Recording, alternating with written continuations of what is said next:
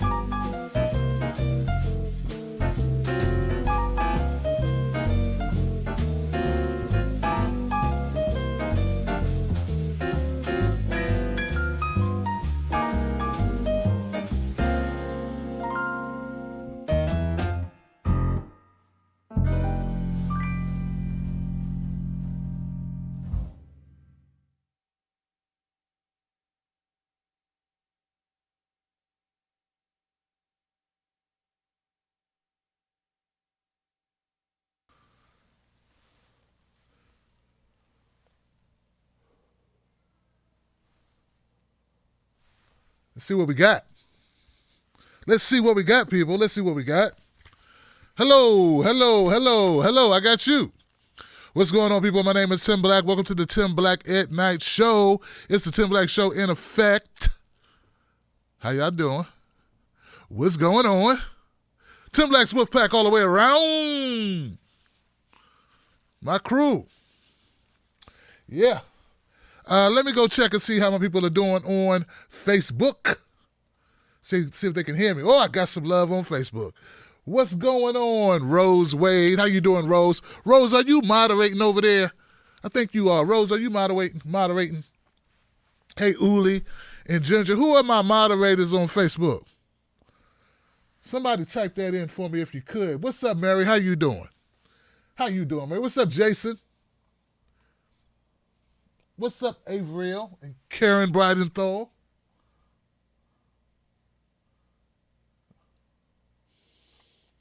Nice surprise. What's up, Debbie? How you doing, Debbie?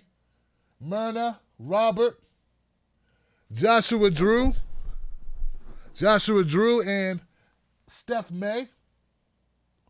Hello, everybody. Hello, everybody. Bibby's in the house. What's up, Bibby? Do you mean the debates? Oh, I mean on the Facebook fan page, on the Tim Black fan page on Facebook. Karen Frank, and which means you are also a moderator in the chat here on Facebook. I just keep forgetting who it is now because it's been so a while. We were off Facebook for a while and back on, and I'm just trying to... Margarita Silverpots. How you doing? We'll figure it out, guys. Anyway, guys, if you want to become a moderator on Facebook or on YouTube, which is helping out in the chat to keep the chat, somewhat like we don't want to shut down conversation, but, we need people to help out. If you want to do any volunteer work on either one of these platforms, Facebook or YouTube, hit me up in DMs or email me at tim@timblacktv.com. And if you are already doing it, email me too so I'll know. Okay, I'll know when I go in and check as well, but I just kind of want to make sure we got people. If people want to help out, we definitely can do that. We also got a Facebook group called the Tim Black Speak On It group, and we're looking for people there too. So if you got time and you want to get involved with the Wolfpack, there's other ways to help besides giving a few dollars. You could just volunteer and help out. All right, people, what's up? What's up, Rose Wade and Joshua Silverpots and Robert and Karen and Leah and Jared and Karen got a Karens, right? And Freddie Fry, and Mary Knox, and Caroline. Caroline said, I don't know nothing about no chat. I don't know how to help. Well, you know what? Being here helps. If you can share this on your Facebook, that'd be great. That's one thing we could do.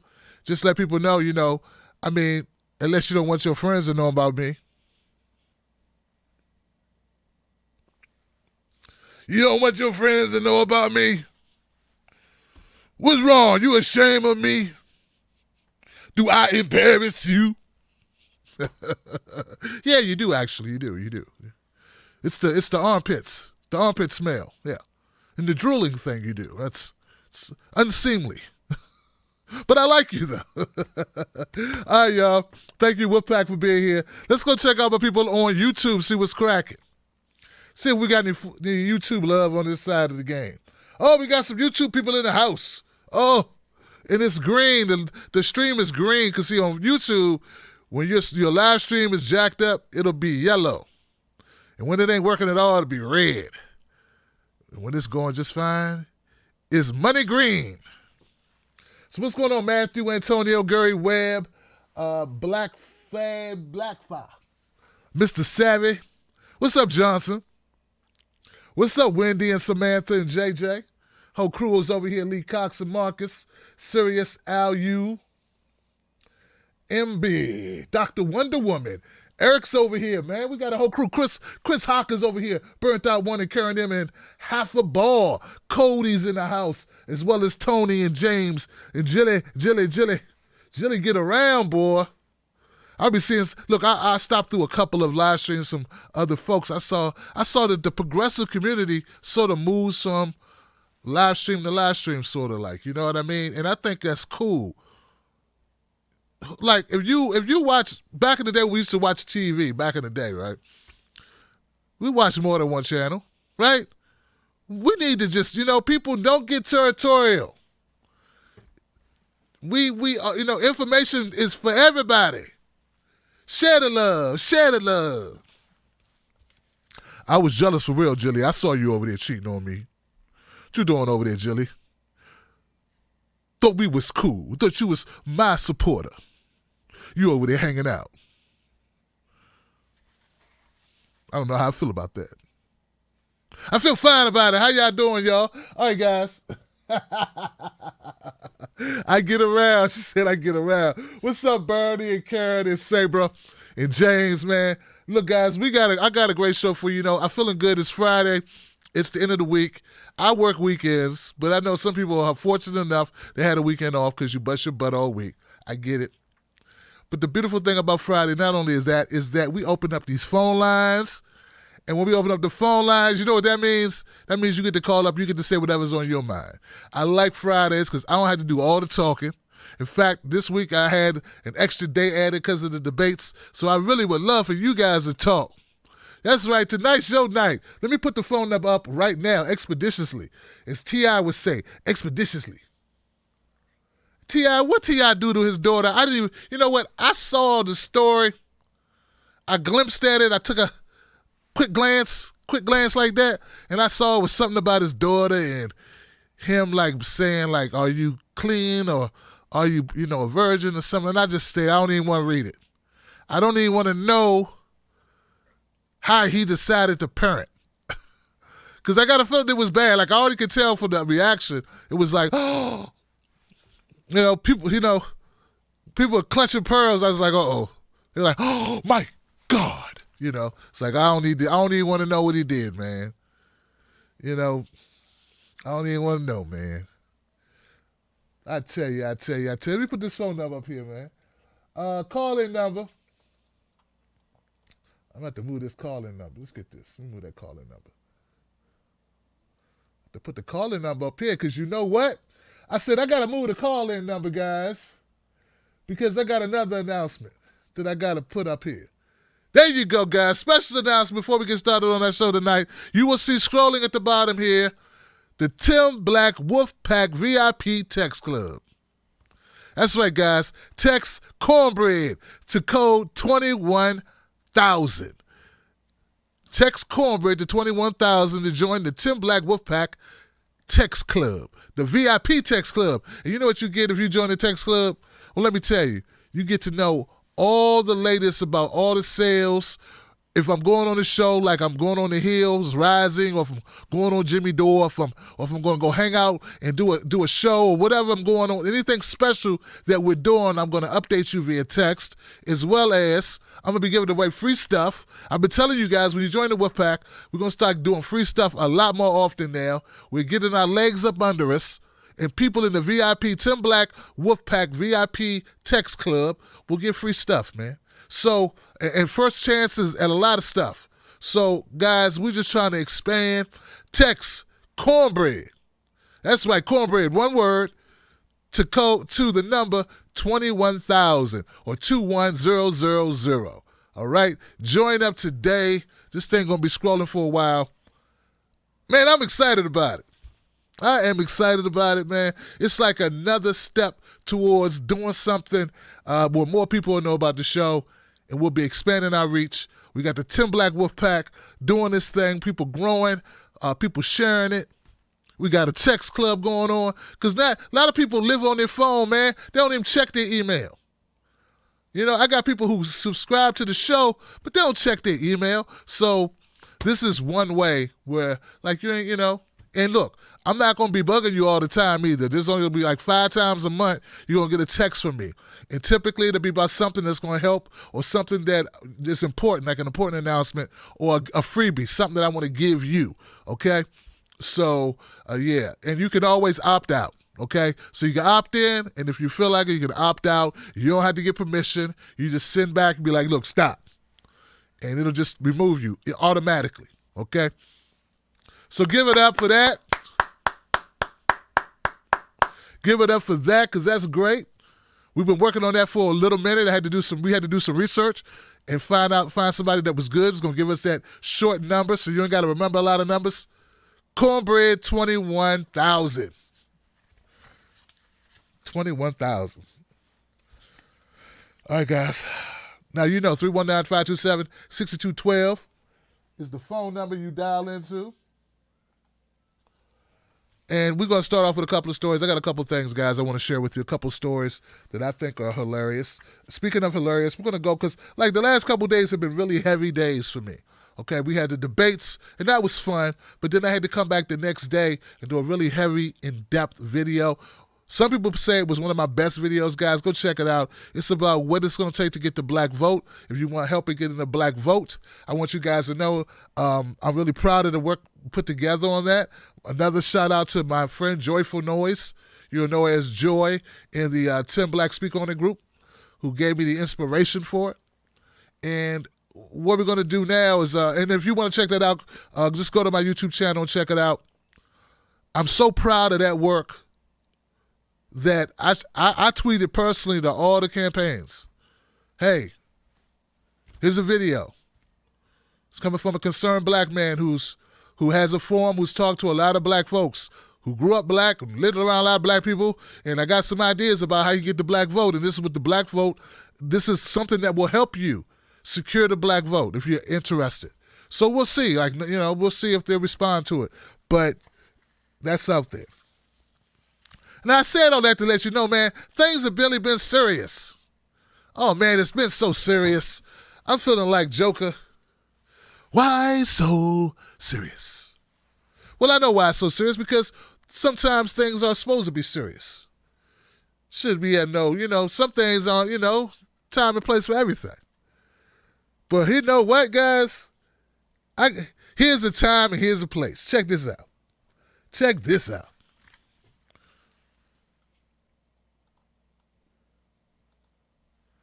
How do people know this guy?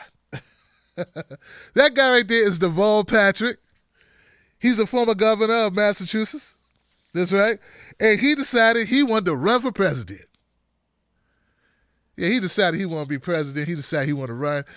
Almost every time there's an election since 95, he been talking about, I'm going to run. I'm going to run. Well, he decided to run, okay? I put out a couple of videos about him because I thought it was hilarious, and there's some funny stuff. Because he not only is he a neoliberal, big-time corporatist from the Mitt Romney's boy, Okay? Bain Capital, investment guy, corporate raider, money baron, totally like a part of the real estate crash and bubble. Yeah, fingers in everything, just all in everything, making a lot of money. Pepsi-Cola, a lot of big companies, this guy right here. But his politics is that of corporatist, neoliberal, and make as much money as humanly possible. But people like him. I don't know who those people are. Well, what you're going to see now is him. This was him. What you see here is a tweet about him and his new campaign that he just launched. Governor Deval Patrick was supposed to have an event at Morehouse College tonight. An organizer with the college who planned the event told CNN that Patrick canceled the event when he arrived and learned that he would not have an audience. Nope. 2 people came, and they didn't want their picture taken, y'all. That's right. 2 people came, John, so they snuck out the back like, no, I wasn't here. I was not here. No, thank you. No, thank you.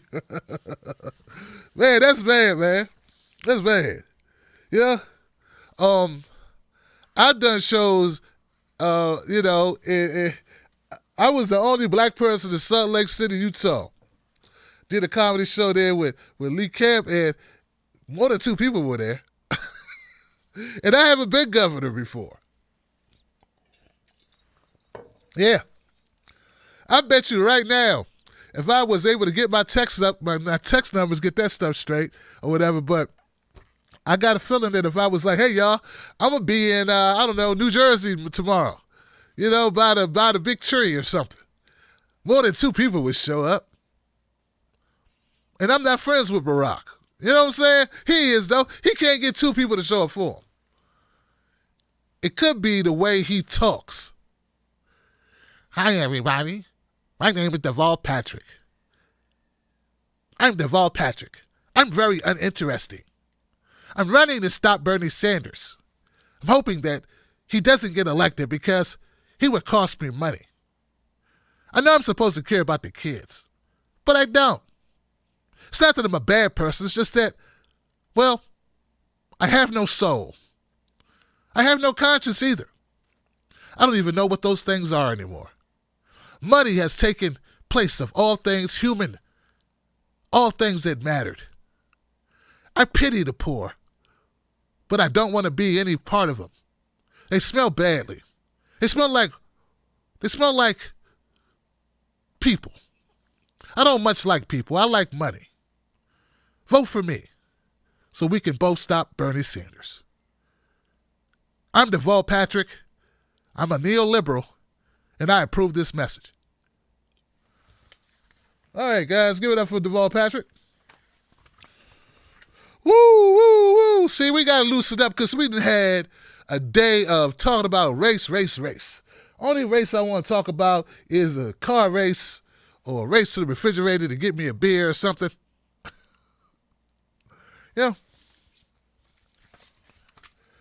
Because I'm raced out for one day.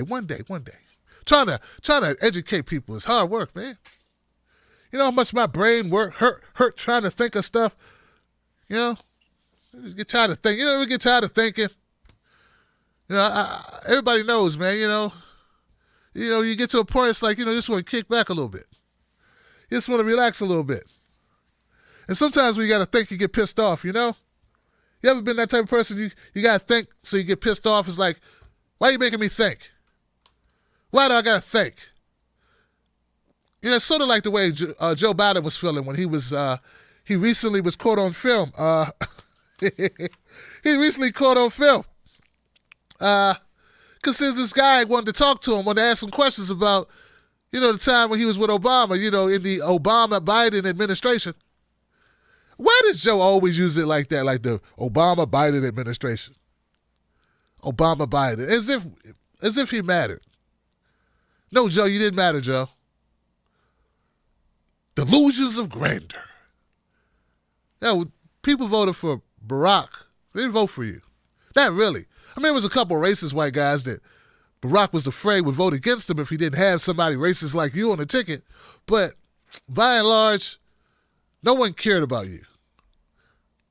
I know that hurts, doesn't it? Anyway, back to the point. Joe Biden lashes out at protesters, telling one, you listen to Bernie too much, and told another, vote for Trump. Here goes a part of that clip. You're not going to believe the smooth, silver tongue of Joe Biden. Oh, he's special.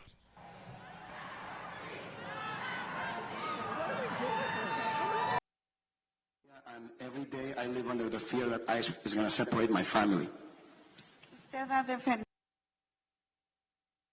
And every day I live under the fear that ICE is going to separate my family. Usted ha defendido a 3 millones de deportaciones que ocurrieron cuando Obama era presidente. I have heard that you have defended Obama's record of 3 million deportations that happened over the 8 years that he was in office. Y por eso es difícil confiar en usted. Yo quiero saber si usted es elegido presidente, podría poner fin a las deportaciones el día de su primer día de mandato. Because of the deportations were so high under the Obama administration, it is hard for me as an immigrant to trust you. And I want to know, if you were to be president, will you stop deportations on day one through executive action? No. I will not stop all deportations. I'll prioritize deportations, only people who committed a felony or a serious crime.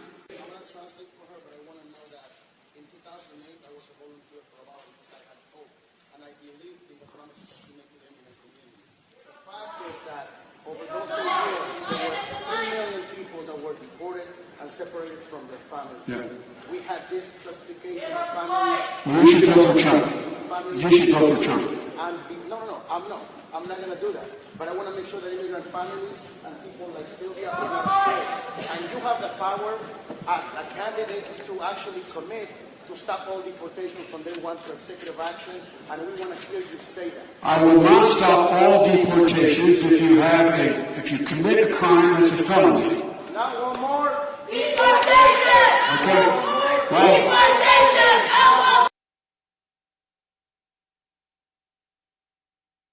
Boy, I tell you, man, he's a slick talker, isn't he? Oh, slick talking old Joe Biden. Just, yeah, where's all that warmth that he always talks about when people say, oh, Joe's just so warm. Oh, that's right, it's only to the ladies. Not so much to the immigrant guys, you know what I mean? Because that's what it is. Everybody used to say, like, oh, Joe is so handsy. Oh, no, you just don't know Joe like we do. He's just really warm. He's a hands-on kind of guy. Yeah, but only with the women, right? Anyway, just pointing out that Joe acted like a real asshole right here.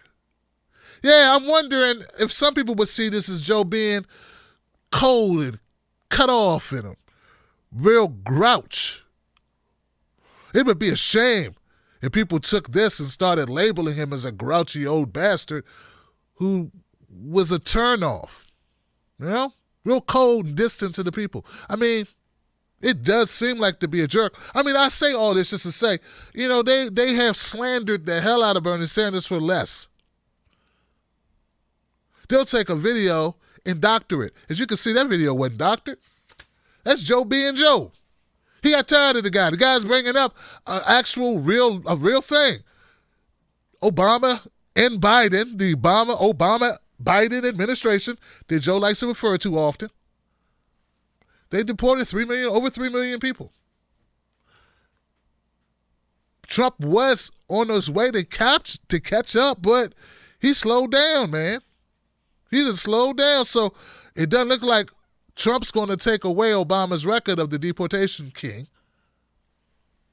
or chief, whatever we call him, deportation king or chief, one of those. But you know, Biden being his VP makes him the deportation duke, the duke of deportations, the knight of deportations, the earl of deportations. Listen to this. Now, this event happened in South Carolina just a couple of days ago, Thursday, right? One of the protesters identified by the New York Times as the immigrant rights activist Carlos Rojas. He confronted Biden about the mass deportations that occurred under the Obama administration. Valid question. hey, man, why don't you stop deporting us? And you heard Biden say he's not going to stop deporting you. If he was president, he would not stop deportations. If you commit a crime, you commit a felony, you're going to get deported. Well, being here without getting the proper paperwork is a felony. And that's why some are fighting to make that a misdemeanor so people don't get deported just for being here. And go to jail and all this other stuff. And go into the prison population and be used by the state, the private prison industry before they decide to send you back. Like, they can put you in prison and work you because you're, on the U.S. soil. It's a big industry, guys. Big money being made. That's not the only thing. There was another protester in the audience, and if you call that protest, it just sounds like a guy asking a question. Mr. Rojas was asking a question, but someone else in the audience asked a question or shouted out to Joe Biden, hey, please don't take any money from corporations. And Joe Biden shouted out, I don't take money from corporations. You listen to Bernie too much.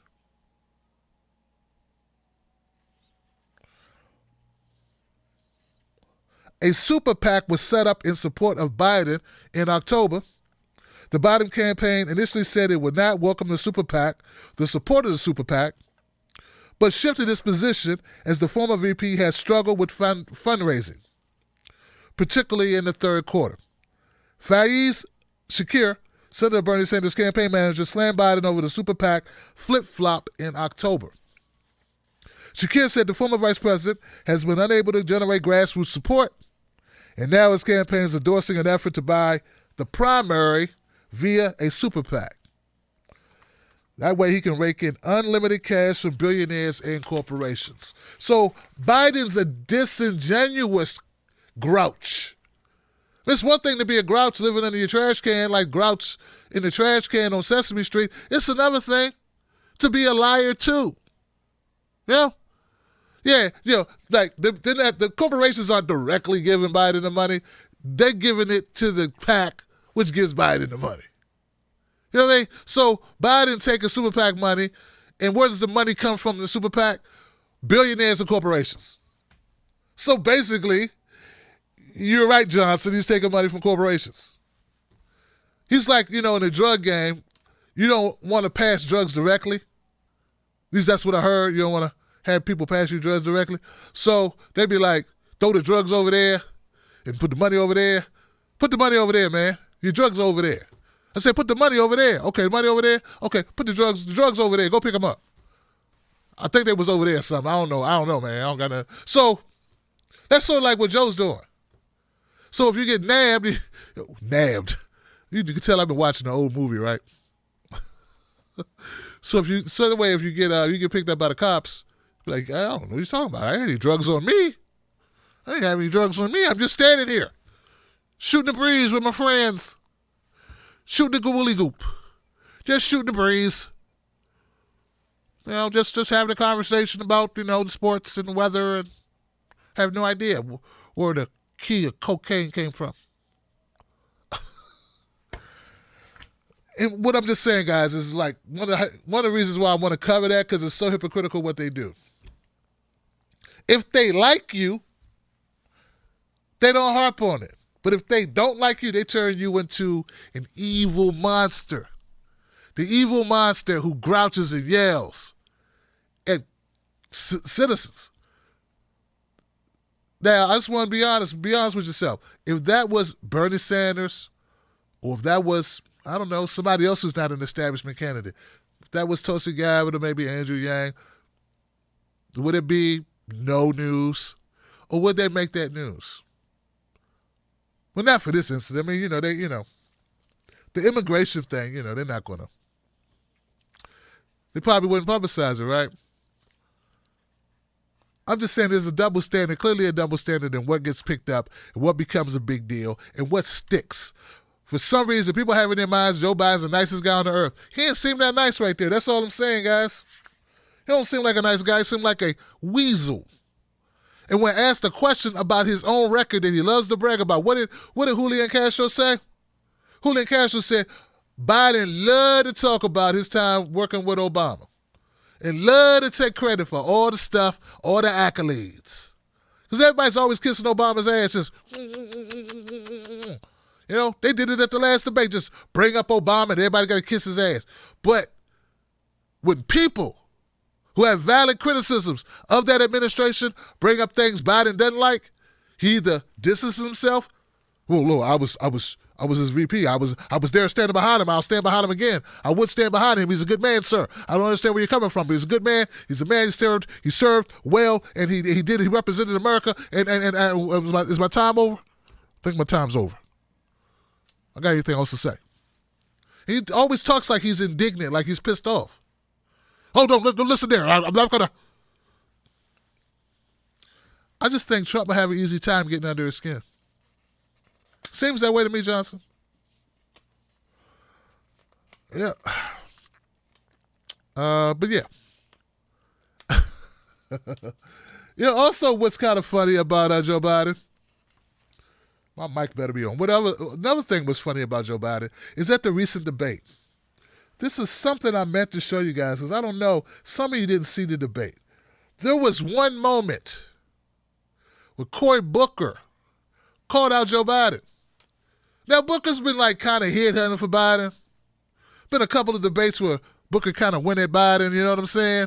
He was like, listen, hey, my name's Cory Booker, and I like Joe a lot.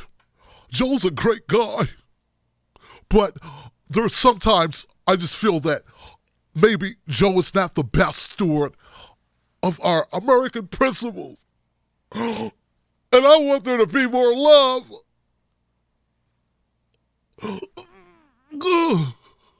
There's got to be a reason. I'm running for president, and I have no chance at all of winning. But damn it, I'm going to take Joe Biden down with me. Because I don't like Joe. Well, here goes a clip from the debate where Cory Booker called out Joe Biden, and Joe was stuck on stupid.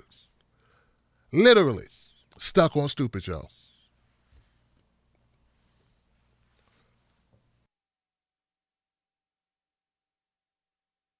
I wanted to return back to this issue of black voters.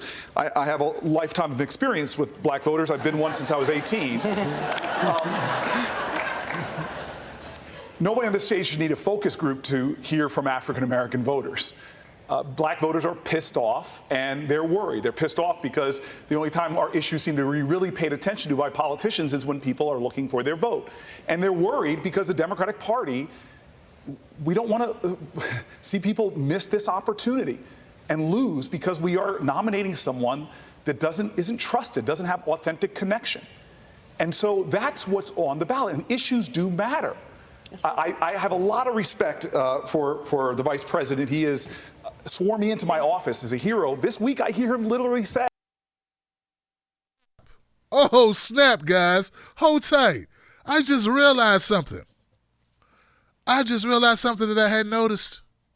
And I've seen this clip a couple of times. There's something I did not notice that I just recognized while watching this clip. Cory Booker was calling out Pete Buttigieg. He called out Pete Buttigieg when he says no one should need a focus group to talk to black people, to talk to black voters. He's talking to Pete Buttigieg, and you can tell because Pete gets pissed. Pete looks at him and glares at him and looks away. Folks, Cory Booker won at Pete. Now, it would have worked a lot better if he would have said Pete's name.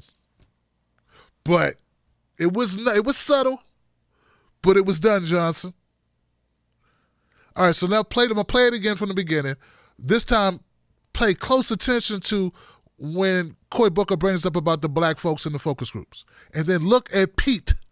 It's going to be real quick, but you'll see it. Check it out.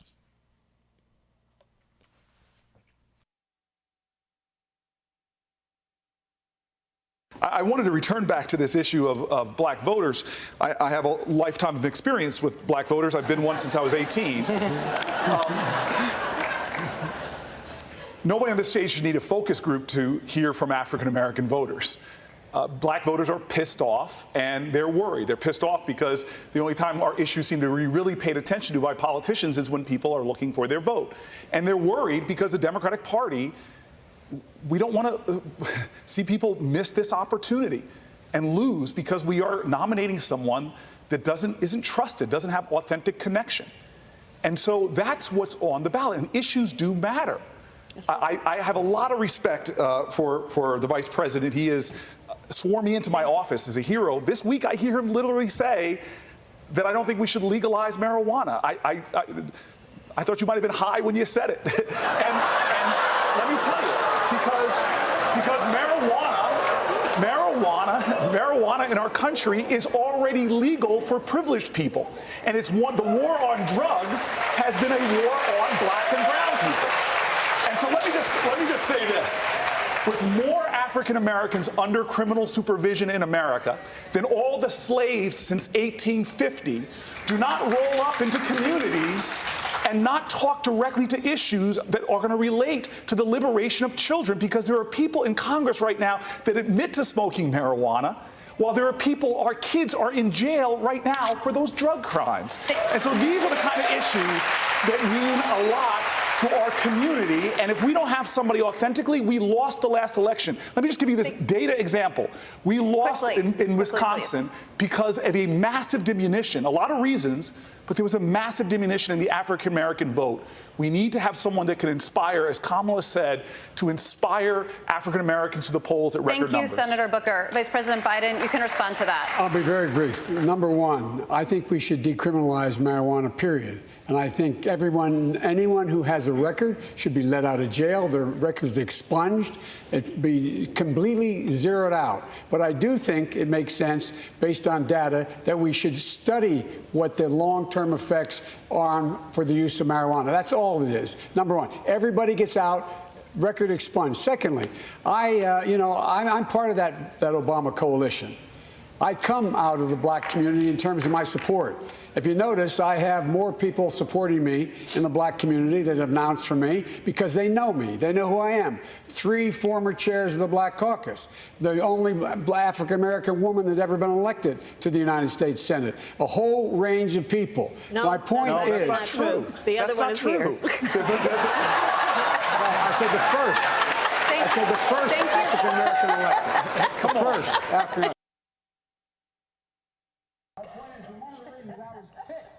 To be vice president was because of my relation. Oh man, I shouldn't have cut it off so early, guys. Well, I'll finish it up for you. Biden goes, whoa. I want you to... The reason I was picked to be all this time, when we are listening to the reason I was picked to be vice president is that my relationship with the black community. I'm an honorary black. I'm black. Look, I'm black. Well, take my pants down. I'm black. Look, I'm black. Look, see, I'm black. That's why Obama picked me, because I'm black. Obviously, I'm black. And all the black people, no, that's not why Obama picked Biden. Obama picked Biden, guys, because Biden was a conservative Democrat, and he needed to get conservative Democrats to vote for him. And he also wanted to get Republicans to vote for him. And he figured they would be a little skittish voting for a guy named Barack Hussein Obama. So he went and got the closest thing he could to a Republican, a conservative Dixiecrat type Democrat with a history of working with Republicans and liking Republicans. Not because he was progressive, not because he had a great relationship with black people. Joe Biden did not have a great relationship with black people. How a person in Delaware on the 3 strikes law, one of the authors of it, how he going to be somebody black people just love? He didn't love him. Well, they love Clinton. But that's different. Clinton smoked weed. And you can see Joe is opposed to it. So anyway, back to the point. So that's what I cut off. I shouldn't cut it off. So here's the thing. Joe's not being honest here in this video. But I like the fact that Coy's calling him out. He's making it obvious. Like, look, Joe, marijuana is already legal for white people. That's because they're not getting pulled over the same rate. So if you're not getting pulled over, even if you are breaking the law, as if you're not breaking the law, if there's no penalty for breaking the law. You get what I'm saying? So that's what Cory Booker is saying here. And I agree with him. And I think it's good that he called out he called out Joe Biden on this. Joe Biden says he wants to decriminalize it. The whole kick to it is, hey, and we need to study it and see if it's a gateway drug. Look, first of all, that's some old trope that needs to be put to bed. I don't know why he's still using that. That just goes to show Joe Biden is a man from, somebody dug him up, and he's not with it at all, what's going on in the world. His politics is old. Forget his body, forget his age, his politics is old. We are way beyond this. There are people becoming millionaires, soon billionaires, off the new emerging openness of marijuana, the way we're selling it in some states. And Joe is still dragging his feet on making it legal. And Joe was part of the administration that could have taken it off the Schedule 1, so it could have been studied if that was something that you wanted to do, Joe. But you didn't want to do it, Joe. You didn't fight to get it done, Joe. You or Obama didn't fight to get it done. So you don't get to now pretend that you're going to be a maverick on this issue, because we all know you're not. So legalizing marijuana, I just like the way Corey called him out on it. And did you notice what I was telling you about the focus group? Cory Booker decided to go out to Pete Buttigieg on that. So that's good. So that's something I missed. And I'm glad that Corey did it. You know, because I look at it like this. Corey, if you're not going to go hard, you might as well go home, sir. You're past the point of just being in this to be in this. If you're waiting for somebody to give you an offer to be in their cabinet, whoever wins, well, dude, they already know who you are. They know your number. They know where you stand. There's no reason to stay in this competition, raising money, taking money from people who may not have it, in order for you to stay, in a conversation that you're not really in at this point. So either you go for the juggler, you start taking people out. I disagree. I know there's somebody, Dr. Jason Johnson was telling me, Tim, this is what you do. You don't go after Pete. Pete's in one poll, ahead in one poll. That's an outlier. Don't pay attention to it. And I hope that's true. Makes sense. One poll does not make or break you. One poll can't make a candidate be a star all of a sudden. Let me repeat. One poll does not make one a star, does not make one a front runner. So, anyway, we need more love.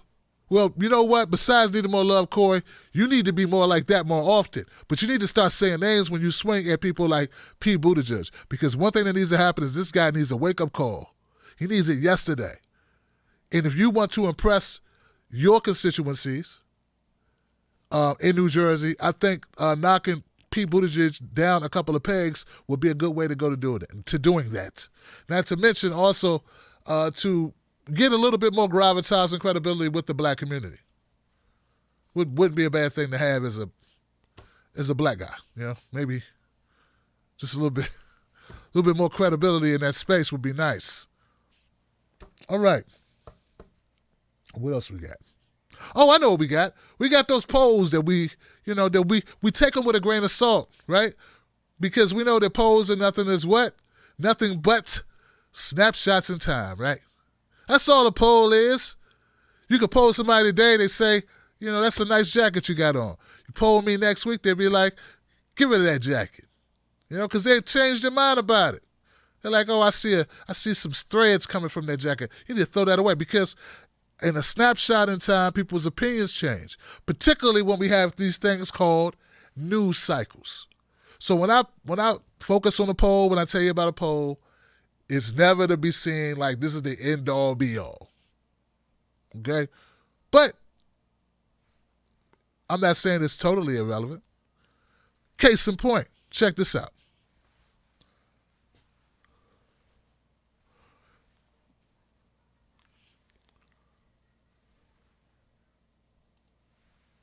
New Emerson poll puts Bernie Sanders in the lead. Well, anyway, up against Trump. Check this out. As you can see here, Trump is actually in this 2020 national head-to-head poll dated November 17th to November 20th. They have Bernie Sanders 1 point ahead of Donald Trump. They have Trump tied with Warren and Biden down by 2 points. And they're already putting Buttigieg in these national polls down by 4 points. Wow. But one of the things also in this poll that's mentioned is that Donald Trump's national approval rating has increased in the last month with a 48 approval and a 47% disapproval. Now that's a bounce from his 43% approval back in October. All right? So that's important, guys, to know, because what's going on now that may have an impact on why his approval rating went up? You know what's going on. Impeachment inquiries. Ukraine is going on. So this is something we've been talking about in independent media, right? We've been saying them going after Trump for this impeachment, and I'm not saying they don't have a point. Then I'm not saying he didn't break some laws. Apparently he did. Okay? I haven't even been watching it that close, and I can safely say, I think, if you add in the emoluments clause and now you add in what appears to be just self-interest, he was protecting to get a one-up on a candidate or a competitor in another party. It does appear to be that way, and a bribery may be an issue. But at the end of the day, you won't be able to get the votes in order to impeach him. So what are we really doing? Oh, we just want to do it to, because we need to send a message. Okay, send a message. Well, one of the consequences of sending a message to a president which you will not have the ability to impeach is you will rile up his base. And one thing that people know how to do, particularly Republicans know how to do, particularly conservatives, play victim. And it's already working. He already got a bounce from the proceedings already. He's already from 43 to 48% approval. All right, here goes another screen from that poll. Check this out. The number one issue is economy. And here we are. This is where it looks like Sanders and Biden are tied up. This is 2020 Democratic Primary Caucus national poll, 17th through the 20th, Democratic primary voters. Biden and Sanders tied at 27%. Then we have Warren. Buttigieg down to 7, Yang at 4, Harris at 3, Gabbard at 2, Steyer, Klobuchar, Booker, Castro, Bloomberg, Sistak. Sistak dropped out, didn't he? Sistak. That's some H&R Puffin stuff, isn't it? Williamson, Delaney, Bullock, Patrick, Bennett, someone else. Yeah. There we go. Patrick's at 0. Okay, so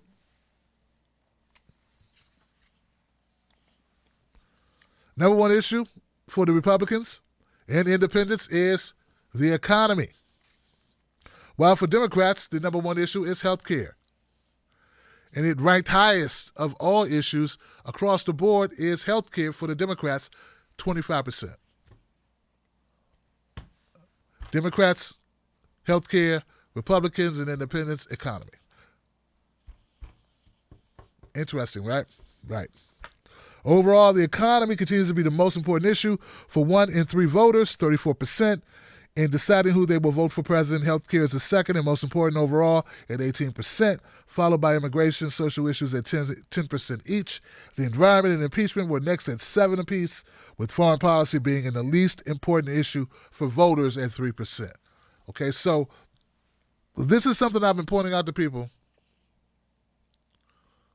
And I'm telling you, I just believe it's our fixation on Hollywood, a fixation on movies. It's our belief that America, when we engage in war, that we're doing it for righteous reasons.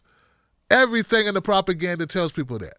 That's why I'm telling you, the foreign policy being the least important issue, that's going to be a hard nut to crack. And it is a shame. It really is a shame. I wonder what it is with Democrats. I wonder how it stacks up with Democrats. I don't know if I think that's nationally. Anyway, So look, guys, phone number is 319-527-6212. Call in. I see I got a couple people in the queue already. I just want to say that Bernie Sanders is blowing the doors off right now. He's getting hot at the right time. Of course, the right time is any time, but the right time definitely when you're leading into the caucus is coming up in Iowa. Bernie Sanders has the most boots on the ground of any candidate across the country. Bernie has the most volunteers. He just crushed a 4 million, 4 million donations? 4 million, I think it was. He set records with how much money he's been raising. He set records with the number of donors that he has.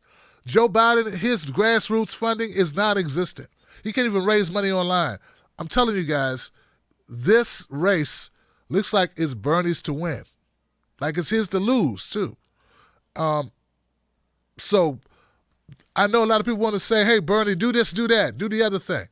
He's in the right position right now to win this.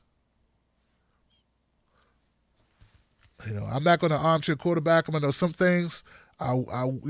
Be more aggressive, Bernie. Do this, do that, Bernie. Do the other thing. You know, yeah.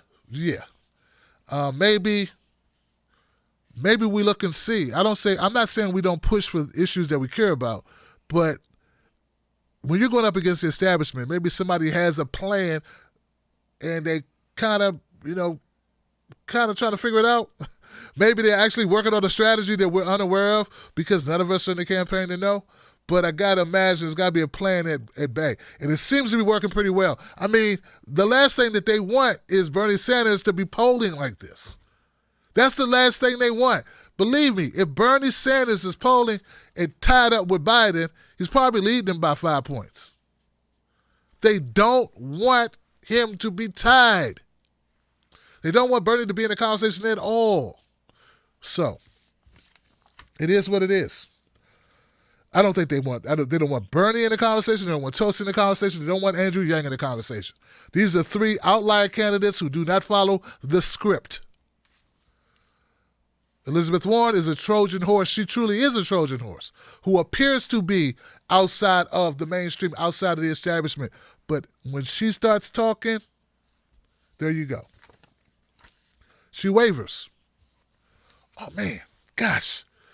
I forgot to show you the Elizabeth Warren clip. Daggone it. All right, guys. One last thing before we go to phone calls. Elizabeth Warren. How could I forget this? Elizabeth Warren, guys. Number 2. Check this out, guys, real quick.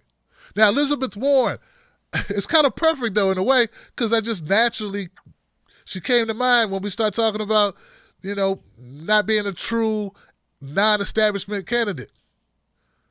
Talking about populist issues, right? She does lip service to him, and she writes a lot of stuff down, but when the time comes, what is she really going to fight for? That's the question that matters to voters who've been here before, who've been around a while, who aren't being paid to come up with an idea or to champion for a certain candidate. I've seen Elizabeth Warren fold like a lawn chair under pressure so many times, it's become biblical at this point. You can almost set your watch to it. Here goes Elizabeth Warren, and where was she at, guys? Maybe it'll come to me. Check out this video of Elizabeth Warren being challenged while she's giving a speech just a couple of days ago, maybe yesterday, and she had to be saved. Unbelievable.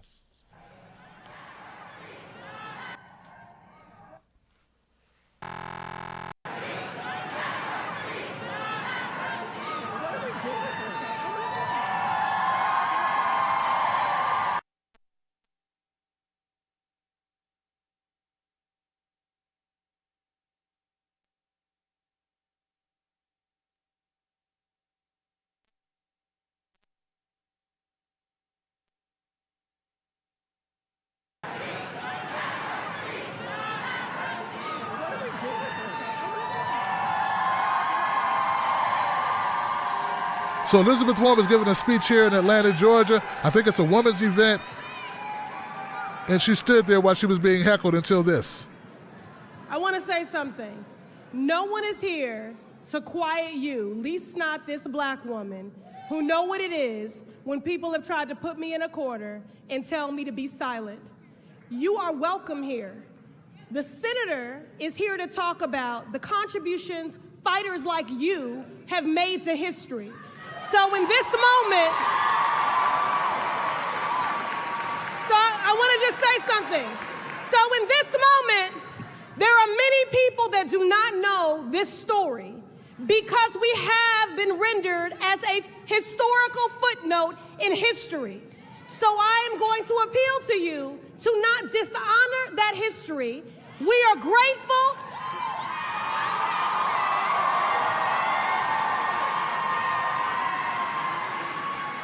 We are grateful for your activism and your voice, and you are welcome here. And we would love to convene after this about the issue that you are here to stoke our consciousness about. But when these women have been ignored this long, this is their moment, and we are going to hear the story.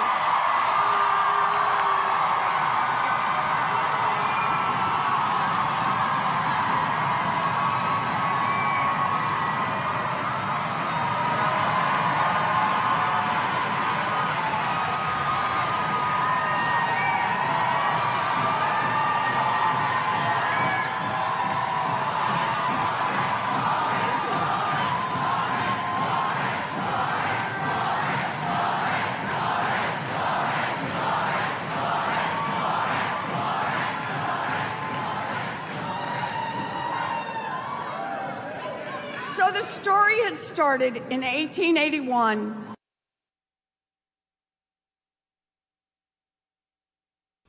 Oh boy. Oh boy. Oh boy. Yeah, there we go right there, guys. Your friend Elizabeth Warren being rescued by her friend, Ayanna Pressley out of Massachusetts. Gosh, man, this is not a good look. Look, don't get me wrong. I don't feel bad for Elizabeth Warren being booed or heckled or whatever that was. It happens. It's happened a lot to a lot of candidates. This is something almost regular. It's very normal to have to deal with adversity when you go give a speech. In this country, we had this thing called free speech. And people are allowed to shout and yell and be an activist. Okay, so it's not new. Happened to Bernie a lot, happens to Trump, happens to everyone, happens to all of us. Anyone in the public sphere can be heckled or whatever. If you're a public figure, this is what happens. If you're on the campaign trail, you kind of get used to it. You guys probably know that Ayanna Pressley was the only member of the squad to endorse Elizabeth Warren over Bernie Sanders. And Ayanna's there, making sure she takes care of her homegirl, Elizabeth Warren. You know, they're both out of Massachusetts. And I've seen some people be very critical of Ayanna Pressley online. There was one site that called her a mammy.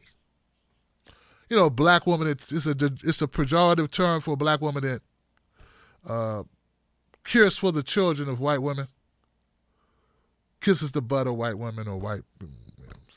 It's a racist. It's a degrading term given to black women who seem subservient to white women. And I don't agree with that. I don't think that's fair. I don't think it's fair to call her that. Lord knows they've said mean things about Nina Turner, about Bernie Sanders as well. So I don't think that's right to do. This was a website that specializes in that type of gratuitous nonsense. And I don't condone it. I don't support it. But I will say this though. I'm not going to call her a mammy or a derogatory term. Just like, you know, I wouldn't want somebody to refer to my wife or my sister or my cousins or my daughters or what have you, right? Or friends in that way. But I have a question for Ayanna Pressley, and I want her to think about it. And if somebody could help her get this video, that would be fantastic. Here's the question. Let me preface this by saying, amazing, sister. Look at you go, girl. You are a dynamically strong, gifted, talented, bold, real, charismatic woman. and your ability to step in, take control of the situation, and defend your friend is admirable. Yes, it's admirable and notable. My question is this. Would you do the same for you? Would she do the same for you? Now, you know in your heart of hearts if she would. On the outside looking in, I would say hell no. Hell no. But I'm not you. I'm from the outside looking in. I mean, I'm just going on based on my intuition, my street knowledge, my ability to be aware, self-aware,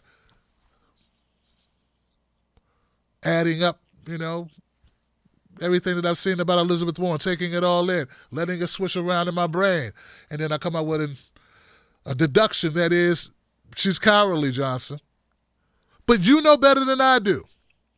And if you, for any reason, would flinch for just a second and hesitate from saying she would, then what you did is not good. Because you know in your heart of hearts, if you do know, if you would flinch for a second, if you would hesitate to say, yes, I know she would have my back, well, that would make you doing this for reasons that are not the most genuine.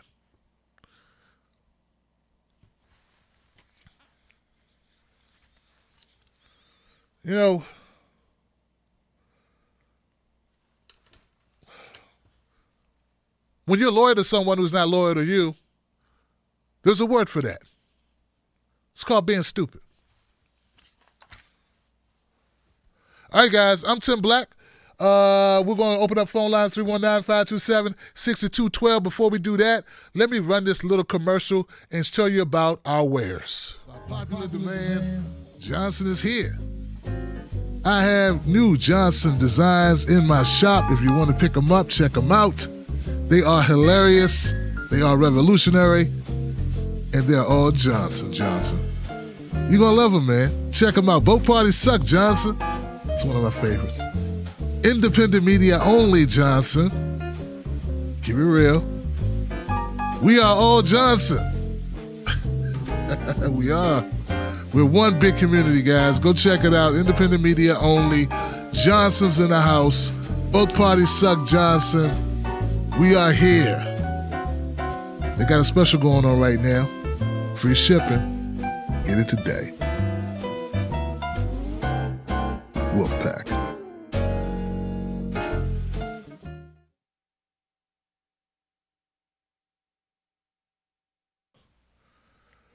All right, we're back to Maine. All right, guys, phone number. I'm going to go to my first phone number. Let me make sure my mics are turned up. Make sure we can hear you. And I'm going to adjust everything when the caller comes in. Because you know how it is. We're not always able to hear you when you first talk. So caller number 1, 917 number. I want to go with you. Welcome. You're live on Freedom Friday. What's your name? What's your comment? Yo, Tim Black. It's your boy KJ from Bed-Stuy, Brooklyn. KJ, how you feeling, man? Welcome back to the show, bro. I'm feeling good, brother. Yeah, it's been a minute. Been busy. Definitely enjoying the show. I've kind of missed out on the last couple of weeks. So I wanted to give a buzz. Glad to be your first caller, as always. Want to thank my man Shifty Shift for all but guaranteeing my Trump 2020 win. I mean, this is getting so boring, bro. We talked about this the last time. I'm a big Tulsi fan. I think she has, she's gotten such a raw deal. It's so sad. She's getting like the Bernie treatment, I think, the way I look at it, from the way they treated Bernie in 2016. And you know what? Listen, in a fantasy, unicorn-filled, Skittles, waterfall world, I'd love Bernie to be able to, become the president so I can sit around and, actually, if he's got, what's his name, Yang as his vice president, because I could use $1,000 a month to just sit around and, play with my new dog. It'd be awesome. I mean, but come on, bro. The reality is, even under my man Trump right now, we're adding more to the debt. So as good as the economy even supposedly is, which I kind of think is a bit of a farce, the national debt is still growing. That hasn't changed much. And the only way that Bernie would be able to essentially give away the house is literally he'd have to give away the house. I mean, he'd have to give up everything in order to fulfill the fantasy of just basically free this, free that. Oh. I lost you, KJ. You are gone. Let that not be my phone system. Please don't let that be my phone system. KJ, if you want to... Look at that. Look at this, man.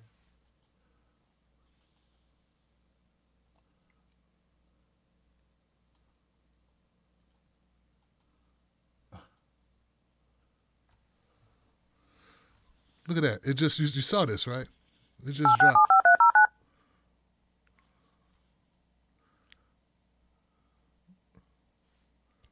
It just dropped. It just said, like out of nowhere, it just said, screw you.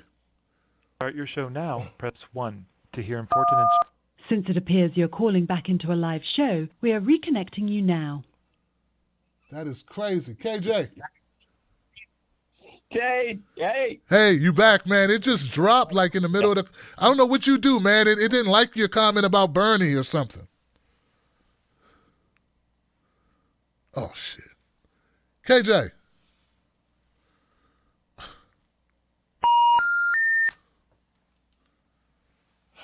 Man.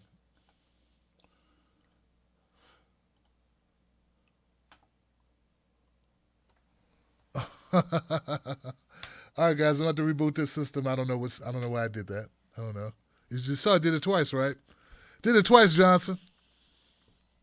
4 phone lines too.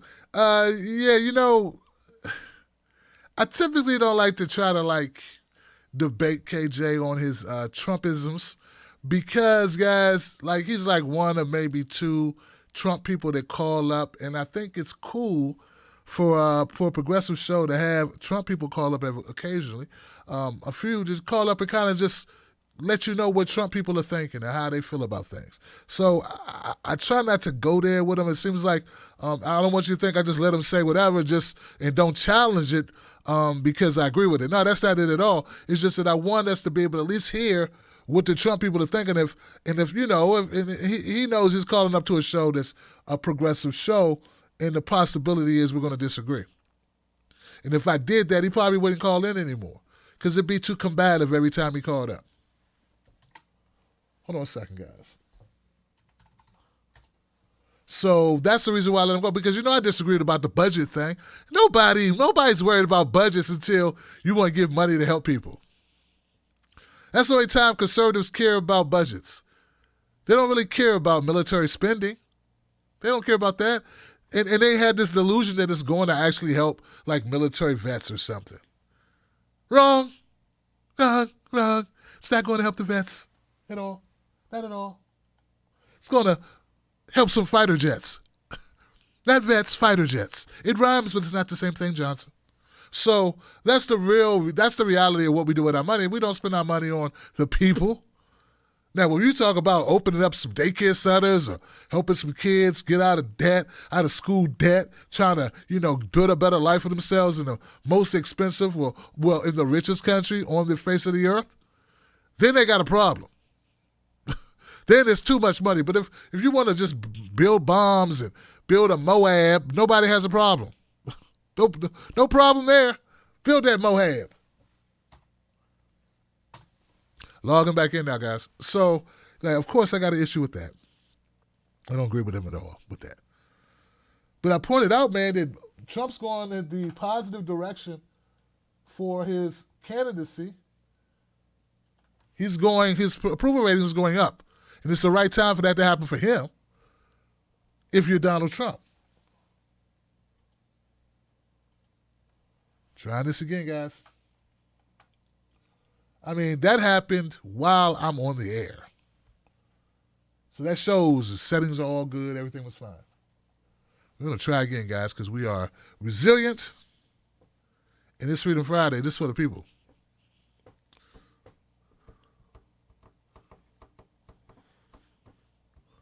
Start your show now. Press 1 to hear important. Since it appears you're calling back into a live show, we are reconnecting you now. It's Freedom Friday. This is for the people. Oh, man. KJ, you're live again. I hope you can hear me, man. Start your show now. Press 1. Look at that's behind. Since it appears you're calling back into a live show, we are reconnecting you now. Oh, man. KJ, you're live again. I hope you can hear me, man. Look at that. 646, you're live on Freedom Friday. Can you hear me? Hey, what's up, Tim Black? This is Vaughn from Flatbush, Brooklyn. Hey, I wonder why KJ couldn't hear me. What's going on with what's up, Tim Black? This is Vaughn from Flatbush, Brooklyn. Can you hear me? Yeah, I hear you. Can you hear me? Yeah, I hear you. Can you hear me? Yeah, I can hear you. I just want to congratulate you on the fact that you, Hal Kalinske, David Dole, or Dude from National Rash are the only people that got the Democratic debate right. Bernie Sanders' strategy is working, and I think the left needs to calm down about demanding that he attack other people. Chuck Rocha went on the Hill TV and laid down some facts I want to share with you guys. One thing he said, like, if you tear down another candidate, those supporters that were supporting that candidate goes to someone else, not the person that did the attacking. So, like, when Tulsi took down Kamala, she didn't get Kamala's votes. They went to Elizabeth Warren. You also lose donors that way. And attacking other people, if you start attacking other people, you got to keep attacking other people, and that's how you sustain your campaign. So pretty much Tulsi Gabbard has to go on stage every debate and attack somebody, and if she doesn't land a killer blow, people are like, oh, crap, she didn't do well, and they just go back to ignoring them. The Bernie camp knows what they're doing. Now, the last guy to call, I completely disagree with him, and I want to make the case as to why Tulsi Gabbard does not have a path to victory. And it goes back to what Chuck Rocha said. First thing is first. Bernie is the foreign policy candidate. So that argument that says that he's battling foreign policy, that is BS. I think he proved that in the last debate when it came to Israel and it came to Bolivia. He is the foreign policy candidate. I don't think Tulsi has spoken out on Bolivia yet. Tulsi has nowhere to take votes from except from Bernie Sanders and Yang. Bernie Sanders and Yang, their voters are the most committed. They're not going anywhere. Yeah. I wrote some other things down. And it's only a matter of time before Tulsi is desperate enough to attack Bernie Sanders. Because, like the last debate, she got into it with Pete Buttigieg, and Pete was ready. She did not look like she was the big bad boogeyman that she had set up her whole campaign to be. Even they didn't attack on substance, but they still look like they can stand their ground. So it's only a matter of time before she attacks Bernie or Yang. And I think it's time that we all consolidate behind Bernie Sanders. Now, I'll say this for the Yang gang. I think Yang has a great campaign. I think that he should continue doing what he's doing. But as far as Tulsi, we could really use that 2% in the polls. If you guys really believe in a revolution or big change, that's our guy. And as always, thank you very much, Tim Black. You got it, brother. You got it, brother. Thank you for the phone call, man. Something's weird going on with the phone calls, man, but I'm just going to power through because I was able to hear the caller. I hope you guys are able to hear me. The caller is reaching. People disagreeing, I will say this. The Yang gang, look, I'm going to, how can I say this? all candidates have. If you have a base that loves you or admires you, when I say your base, if you're a politician, then they're going to act certain ways when you are attacked or when they feel it's an attack or criticism. And I think this has been my first foray really into being in a platform that's big enough to actually reach the other side. So I don't think I can really hold it against the Yang Gang for getting pissed off. Nor can I hold it against Tulsi supporters for getting pissed off. I think it's just what happens. And I think now that I'm learning this, right? Like so I'm not going to take it personal anymore when I think that I'm giving you a valid criticism and you get pissed off. That's that. I mean, because I think that's what happens. And I think Bernie supporters get pissed off too. At least that's what I'm told by a lot of more of the centrist or moderate Democrat folks have told me this. So about how the Bernie people move. And that's because Bernie people are passionate about their candidate. And no one's really that passionate about Joe Biden. That's so. You go after Joe, it's not a bunch of people online going to go after you. It's not like people are nicer. It's just there's not a lot of them. If you're a Joe Biden supporter, would you be that vocal? If you were an Amy Klobuchar person, would you really want it to be known? I mean, you're really quiet. So anyway, I think it's a little bit too early to be considering anybody to bow out and give anything to anyone. Everybody's still dude, that right there I disagree with. This is way too soon. Yang fans, stick with your people if that's how you feel. I ain't here to change you. When the time comes, hopefully you'll make the right decision. I'm sure you think the same thing about me. Tulsi Gabbard people, ain't nobody asking you to bow out for Tulsi to do anything. I think it's way too early for any of that, right? We'll see.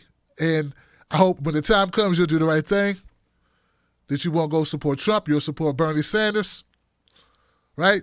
Same thing with the Yang Gang, right? So, but I think right now that's crazy talk, bro. People are emotionally invested. Some people are financially invested. Everybody's futures are invested. Anybody thinking about cashing in nothing. I mean, you should have seen the long faces when Beto dropped out. Beto. So, nah. But you're right about when you attack, you don't get those voters. That's the same thing. What you heard Rocha say is the same thing I was told privately. And also not so privately about how this thing works. It backfires. You don't get an uptick. It's not, and I disagree with Dr. Jason, it's not racial. When Kamala attacked Biden, it hurt her.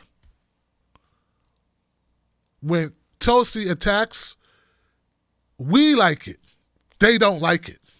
It doesn't help her. That's not what helps Tulsi. It hurt Kamala because it was really substantive. It was about her record, right? But it hurt her in the long run. It's not going to help attacking. So anyway, I'm going to next call, man, but thank you for your thoughts. We like it, but I'm not saying it's always the right choice for that candidate, depending on what their strategy is, what they're trying to obtain, what they're trying to accomplish. Going to the next call. Back to KJ. Let me try KJ again. KJ, man, something's up with the phones. They can hear you, so if you still want to finish your comment, go right ahead, bro. Yo, Tim Black. Yeah, bro.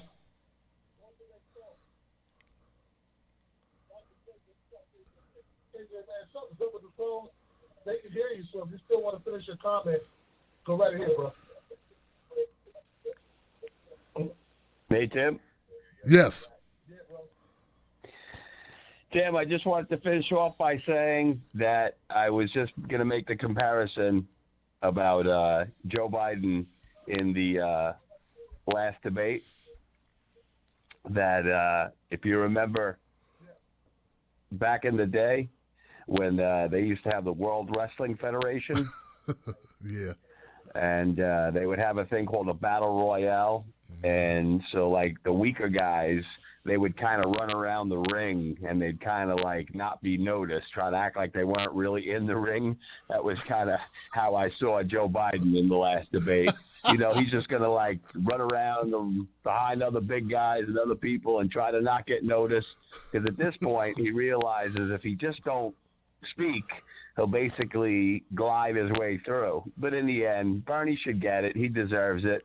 And, you know, we'll just see how it rolls, bro. But like I said, I got to thank Shifty Shift because, you know, he put on a shit show this whole week. And Trump's numbers have actually gone up even more. So it is what it is, brother. And I appreciate you having me on the show. And I know, you know, I know I'm not the only Trump guy out there who watches you. And, you know, we definitely agree to disagree on certain things. But you and I keep it civil, and that's how most people should look at everything in life, whether it's politics, sports. And I appreciate you taking my call, brother. Have a happy Thanksgiving. Love you. Have a great night. You too, man. Love you as well, brother. And you're absolutely right. And, yeah. Now, you know, we disagree on some stuff, but we agree on some stuff. Decent people, you know. You know, so hey, it is what it is. But let that be a lesson to all of you out there. Stop being so, let's be more civil. Be more civil. But I mean, like, what are you supposed to do? How are we supposed to treat each other? You know, what are we supposed to do? Hate each other? For what? I don't even, you know. It's because you know, you wanted to, you know, the Cheeto in chief in the office there. It's kind of crazy there, Boston. New York City. All right, I'm joking, man. 343. 343, you live on Freedom Friday. What's your name? What's your comment? Hey, Tim Black, it's your friend from Kingston, Ontario. Hopefully you have a good Thanksgiving this coming Thursday. I want to wish you guys a happy holidays and have a good turkey dinner or ham, whatever you guys choose. I know that I can't hear you on the phone, but I can hear you on YouTube, so don't stop my call. So let me speak on when I have to speak. We were talking about culture last week about Poppy and its symbolic resemblance of ending of World War I. Now, the reason why I'm bringing the subject up is because of the coup this last week. The only leader in Canada that called out the coup was Jagmeet Singh of the NDP. And I was just thinking that the more anti-war positions in culture that has changed in mainstream America is that people are sick and tired of the wars. Mainly the culture has changed dramatically for the 30 years that supposedly Don Cherry seems to think is the bad culture, is that the pro-war people are the better culture, the ones who glorify war, the ones who glorify, you know, the illegal wars in Iraq, Afghanistan. And for Jagmeet Singh, who is a far-left candidate here in Canada, is the only leader that called out the coup. And everybody else just went along and said, oh, the regime has to be changed to Bolivia. And I'm just thinking, maybe the silent majority in Canada loves the glory of war because we love our military so much. But you guys in America who want to change your culture in America because the mainstream wants an anti-war candidate like Tulsi Gabbard, or the second best in foreign policy would be, of course, Bernie Sanders, because Bernie Sanders, Ocasio-Cortez, Ilhan Omar, and Tulsi Gabbard all called out the coup. And I respect those four individuals, including Jeremy Corbyn from the UK, which is coming up for the election next month. All right. Against Bojo Johnson for the against authorities. So hopefully Labour wins that election next month. But I want to say, as for Canada and its culture and its glorified for war, Don Cherry sold the war and lies on the wars in Iraq and Afghanistan, and that's why. All right. Well, thank you, brother. Thank you, brother. I got to keep it moving. I appreciate the phone call though. 585, you're live on Freedom Friday. What's your name? What's your comment? 585. 585, you're live on Freedom Friday. What's your name? What's your comment? 585. Hey, what's going on, Tim? It is Adrian Patrick from Q Mountain, man. Much love to you. And I just wanted to talk about basically how to a couple weeks ago, I saw Michael Bennett. He was on the mainstream media. I forgot what show exactly, and he talked about how Medicare for All was polling at 30%, and we know that's a lie. Or we know that Pete Buttigieg and Biden and the other guys have been trying to bring the polling down. So I heard it did go down a little bit, but we know it polls as high with everybody, as high as 70% at one point. And my thing is, why is the mainstream media allows to give the narrative that, oh, something is at 30%, so it can't go up. But then you look at Amy Klobuchar, who's at 6% in the polls, and like 3 weeks ago, people were saying that, oh, she's going to be able to do well in Iowa because she's buying a lot of ads in Iowa. So she's at 6%, and she's given, and even we saw in the debate recently, she got more time than most people polling at where she's at 6%. She got more time than Andrew Yang, for example, and he's polling higher than her. You know, so they're giving her a chance to come back. While Medicare for All, let's say it is polling at 30%, why don't they do a town hall on Medicare for All? Let the people decide afterwards. You know, Medicare for All is a complex legislator, and everyone has their version of it. Let's come together, have a town hall like how Bernie did with Ted Cruz when he was defending the ACA, and let's let the people decide. So, man, I love this forum, and I appreciate you for giving this to us so that we can vent, and I look forward to it every Friday. You have a good one. You too, brother. Thank you for the phone call. And good suggestion, man. I don't know what's going on with the phones. I'm understanding people can't hear me on the phone line, but they hear me on the show. So thank you guys for powering through and just giving your comments, man. And I'm with you, Adrian. I don't know why we don't do it that way. It makes sense. Unless they got a vested interest in not having this national dialogue about this very popular piece of legislation because maybe their donors would not like it. That could be it, Johnson. That could be it. In fact, I think pretty sure that's it. I feel really secure in that. Like, you know, like if they wanted to make this an open conversation, they would. 907, you're live on Freedom Friday. What's your name? What's your comment, 907?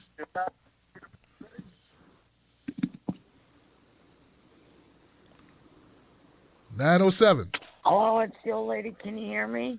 Yes, we hear you. Go right ahead.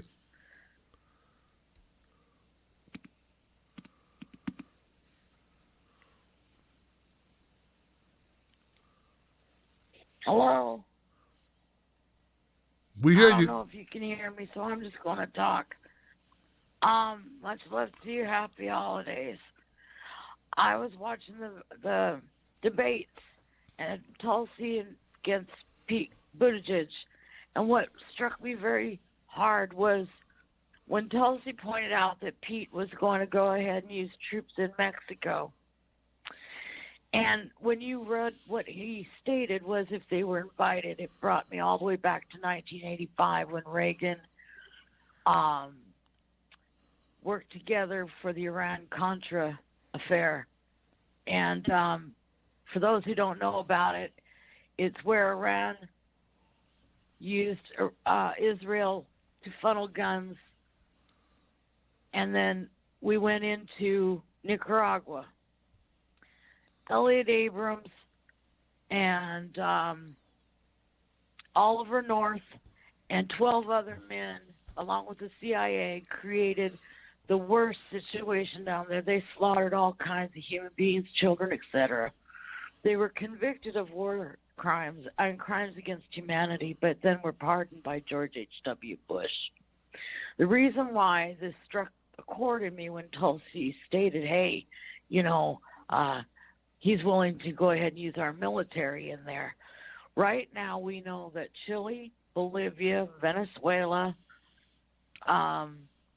Honduras, Colombia, all of them right now, like Evo Morales, all the left-leaning leaders have been ousted. And Bolivia, of course, was by military coup. And they all surround Brazil, who's led by Bolsonaro. The people who have stepped in their place are left heavy duty, left-wingers. And what they basically stated when she pointed it out that the troops are going to go in there if invited. Well, why wouldn't the left wing go in and do what they did in 85 through 87 in order to ensure that the United States gets the oil, the resources, and etc.? We're keeping our eye off the ball when we're all looking over here at Ukraine happy horse shit that goes on 7 days a week. Any other time in the country, we withhold stuff all the time. But for me, it was really important to understand that this is an agenda against South America. That's why he's been pushing so hard against this wall and using the military at the wall. Because what we are doing is literally by CIA going in and starting to, with Venezuela.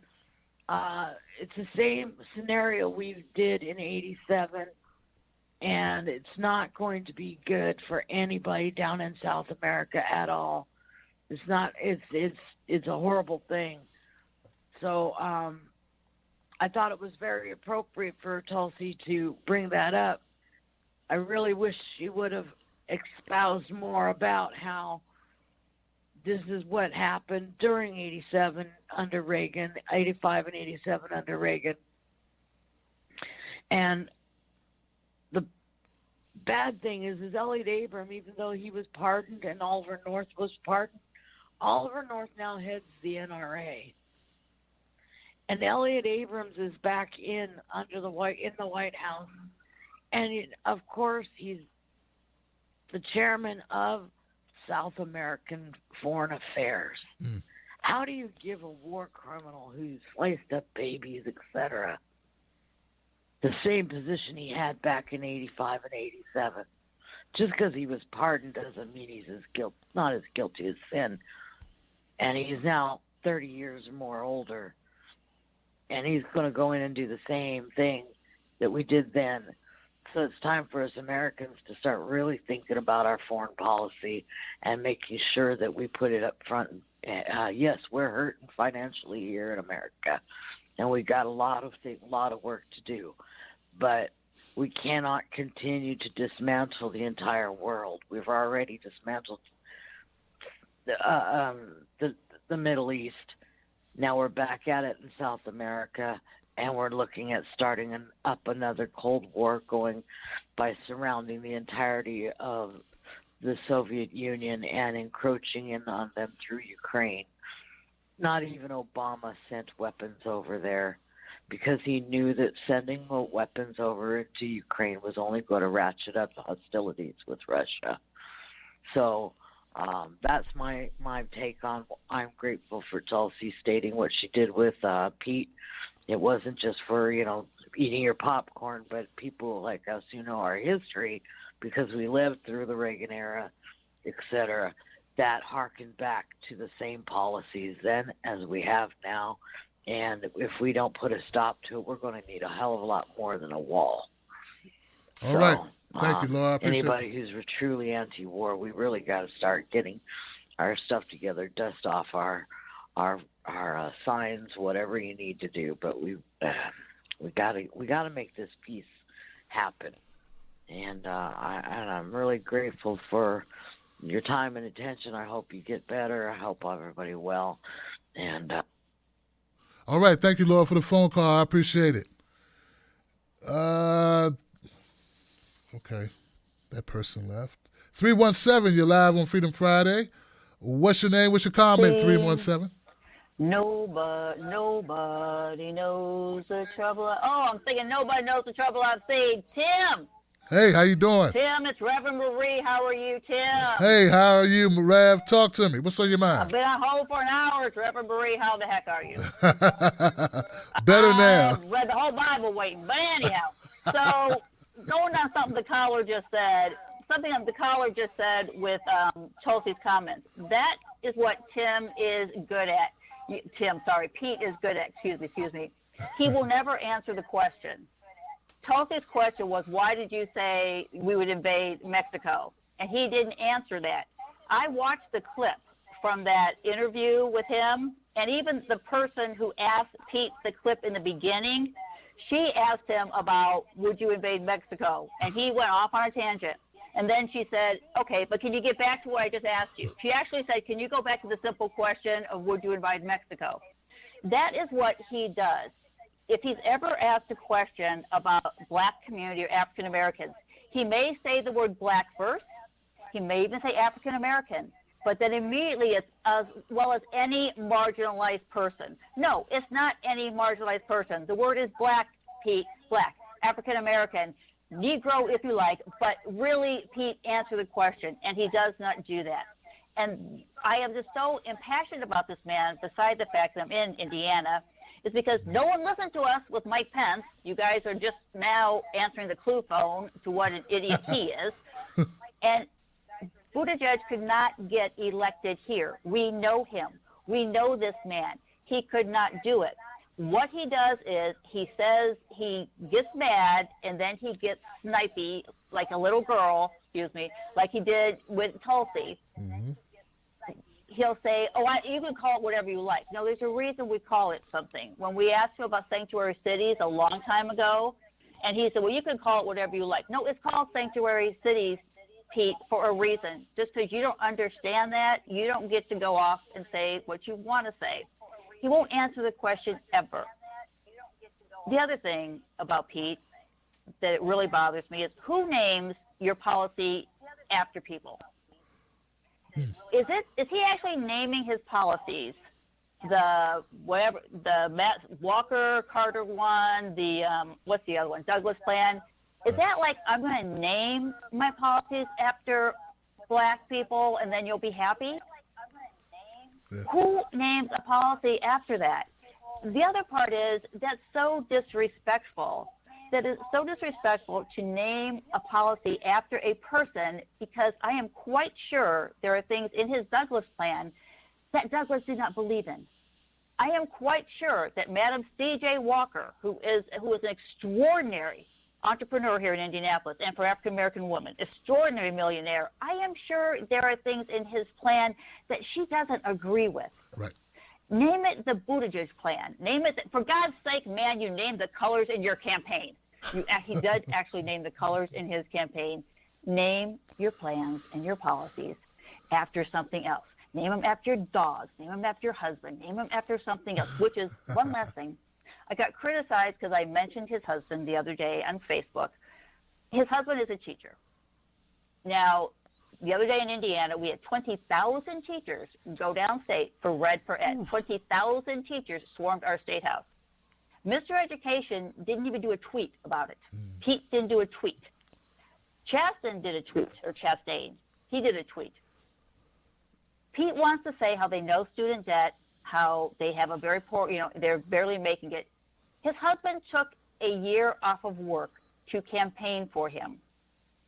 Okay, my sister teaches in the Gary, Indiana public school system. Wish that she could take a year off work to do something, like sleep. But if your husband can take a year off of work and you still want to say you don't have money or you understand the struggle, honey, you don't understand the struggle. Mm-hmm. And I'm sorry, there was one last thing. Okay, we all know Pete, November 22nd, he was not alive when JFK was assassinated because he used to tell us his age every time.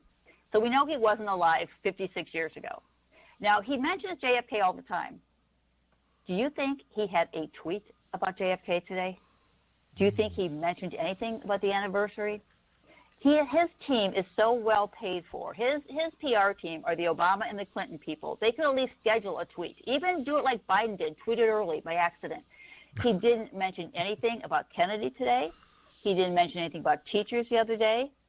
And last week in South Bend was the 100 Black Men of South Bend 10th anniversary gala. If you know you have a problem with black community, and this 100 Men of South Bend gala is in your community, why in God's green earth are you over in New Hampshire with farmers or whoever is in New Hampshire? These are the times that Jesus wrote in the sand because he could not say anything because his mama would wash his mouth out with soap. Thank you, Tim. Being on hold was worth it. Thank you, Red Marie. I Bye. appreciate you. I appreciate you. Wow.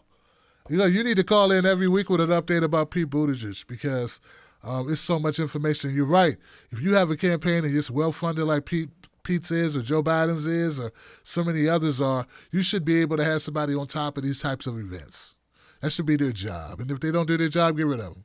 Because, you know, like I wish that I had the ability to hire people to be on top of things like that. Because with the spirit of the wolf pack, what matters to us, you know, some of these issues that you guys bring up, sometimes it bothers me that I just feel like I got too many things going on to know everything or to be abreast of everything. But if you got a campaign, you should hire somebody to be on top of certain things.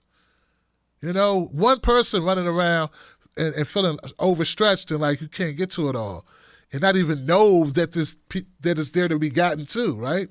And don't get me wrong, I like when people send me clips, but I'm one guy and I get like 50 clips. And it's like about everything from Bolivia to Julian Assange to Pete Buttigieg. Like, it's like everything to teacher strikes to Paula Swearingen in West Virginia. There was Naomi Khan's hitting me up about what's going on with them. It's like 100 things. It's like, it's crazy. But if you got a staff, so anyway, thank you, Reverend Marie, for what you just laid down. Yeah, there's really no excuse, man.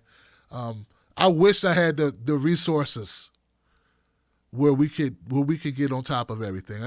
And we're working towards it right now. We're doing better. So yeah, it bothers me. It doesn't seem like it bothers Pete at all. And I love how you pointed out how Pete will start how he doesn't answer questions. How he just says a couple of words. And like I said, like I've been saying to people, a lot of people are listening to him. They listen to the rhythm of his voice. They're not articulating or they're not parsing out what he's saying. A lot of times he says nothing. I've actually listened to him, wrote it down, read it back. Early on, this is what I did. Because I was like, something's not right about Pete. He sounds like he's double talking. And he would say absolutely nothing. He would take you on this ride. And that's what made me come up with the ear fatigue. It was him.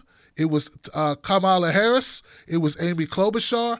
A number of these politicians who you ask them a question and they take you for this trip. And they start near the place you want to go, but they drive by it. And they go up the hill, down the corner, around the bend. Then you can see the place that you wanted to get to. And then they keep going, though. And they loop around and they do some sightseeing and they come back. And by that time, you forgot where you wanted to go. And that's what Pete does. It is disrespectful. It is dirty. It's strategic. It's slimy. It's a scumball move. And it happens a lot, and a lot of candidates do it. And this is one of the reasons people say, why do you like Bernie so much? Bernie is blunt to a fault at times. like if he could have did doublespeak on reparations, y'all would have been good with it. Because that's all Kamala did. That's all Corey did. That's all most candidates did is doublespeak on reparations. But Bernie was like, reparations, I don't know about that. And everybody went crazy because he said he didn't know. But in the Senate, there is no reparations bill. But if Bernie would have been one of those people that just talked in circles, nobody would have jumped on him because later on he came around and said, well, I support looking into, forming a commission. Yes, I do. But initially, he was too blunt. Like, I don't know what you're talking about. What do you mean reparations? Like what? In what way? How would the And so if he was a politician who lied, which is really what it is, take you on a ride, hit you with a bunch of political speak, give you ear migraine or ear fatigue, then people would have never been upset with Bernie because he would have did exactly what everyone else did, which is except for Marianne Williamson. Marianne Williamson is the only candidate who answered that question straightforward and short, like, yes. Maybe Julian Castro did as well. But Julian was asked later, much later, like once the... All right, I'm going to leave it there. But what I'm saying is, what Rev Marie pointed out here It's something that I've been wanting people, and I'm glad to know that people see it besides me. I'm like, I got to cover this crap. So after a while, I started seeing it and noticing it off the back. And now I'm glad to know that other people know it too, that when these candidates are just talking and talking, they're not giving you anything. And you know what? Hold on, one thing. There are some commentators who do the same thing. They do the exact same thing. You ask them something, they hedge left and they hedge right, and you never really know where they stand. I've been catching hell because I haven't been hedging. I've been calling Yang out. I've been calling Tosi out. Other people hedge and they do this and they do that. I haven't been doing that. So I suffer from the same thing like Bernie, where you catch a lot of heat, but I'm more honest. People respect it. All right, let me keep it going, man. Thank you, Red Marie. I appreciate you. Breath of fresh air. 262. 262, you're live on Freedom Friday. What's your name? What's your comment? Hey, Tim. So, I know you can't hear me on the live show, or you can hear me on the live show, but I can't hear you on the phone. I just wanted to bring attention to something that a lot of people don't talk about with Pete, and this happened in April of this year, that Pete attended meetings with upper Democratic establishment, Nancy Pelosi, Chuck Schumer, and he was at those meetings, and they were anti-Bernie meetings, talking about how we're going to attack Bernie, how we're going to get around Bernie. So I say this when I come on your show before, and I tell us every possible chance I get. This is a civil war. They are not going to treat Bernie fairly. They're not going to treat Tulsi fairly, no matter how much we may want it. They're not going to do it. They're going to fight tooth and nail to prevent Bernie from winning, to prevent Tulsi from getting any leverage at all. This is just incredible. I just want people to know about Pete. Also, with Pete, he has the most superdelegate donors, the most billionaire donors. So putting 1, 2, and 3 together, he's just and now they're establishment darling candidate. Oh my God, are you kidding me? This guy's anyway. Like, he's insane. This is insane. And I thank you for having me on. I really appreciate it. I hope you guys are having a good night and happy Thanksgiving. Well, thank you, my friend. Thank you for calling up, and you're absolutely right. And, we did talk about this, but, maybe you're kind of new to the show. We talked about it back when the election first kicked off, when the primaries were first getting revved up, about Pete meeting with these people to discuss he's a Bernie blocker. That's what he is. He's there to block Bernie. That's why initially, so a lot of people don't realize initially, Pete was running as a progressive. Oh, yeah, he was trying to out-progressive Bernie.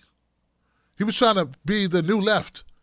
And he just need to turn the page on Bernie. He's the old left. We're the new left. And in fact, there was a couple other candidates as well trying to run that tact as well. But I think what happened was Pete's people, his donors, when I say his people, I mean his donors, they told him moderate might be a better route for you to go. Because he wasn't getting any traction trying to out-progressive or out-left Bernie. So, yeah. But yeah, you're absolutely right. And as it was also been pointed out in the show tonight, that there is a lot of Hillary Clinton people that support Pete. Pete's got a lot of Hillary people. So, yeah, that says something, doesn't it, Johnson? All right, I'm going to go to the next call. Thank you for the comment, though, brother. 917, you're live on Freedom Friday. What's your name? What's your comment?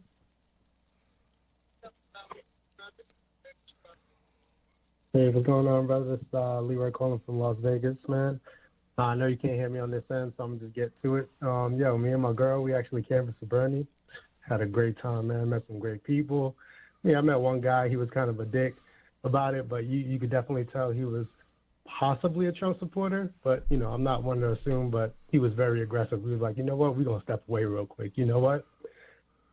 Do you, bruh? So then I was like, all right, cool. So they actually invited us to the First in the West fundraiser, which was actually really, really dope. Had a really good time. It was so funny. We were looking at A.B. Klobuchar's area, It looked like they went to like an old folks home. Was like, yo, we want to go on a field trip. Let's go. Everybody went. They was all there. They was rah rah and all that. They was having mad fun. It was so fun though. But let's talk about this debate, man.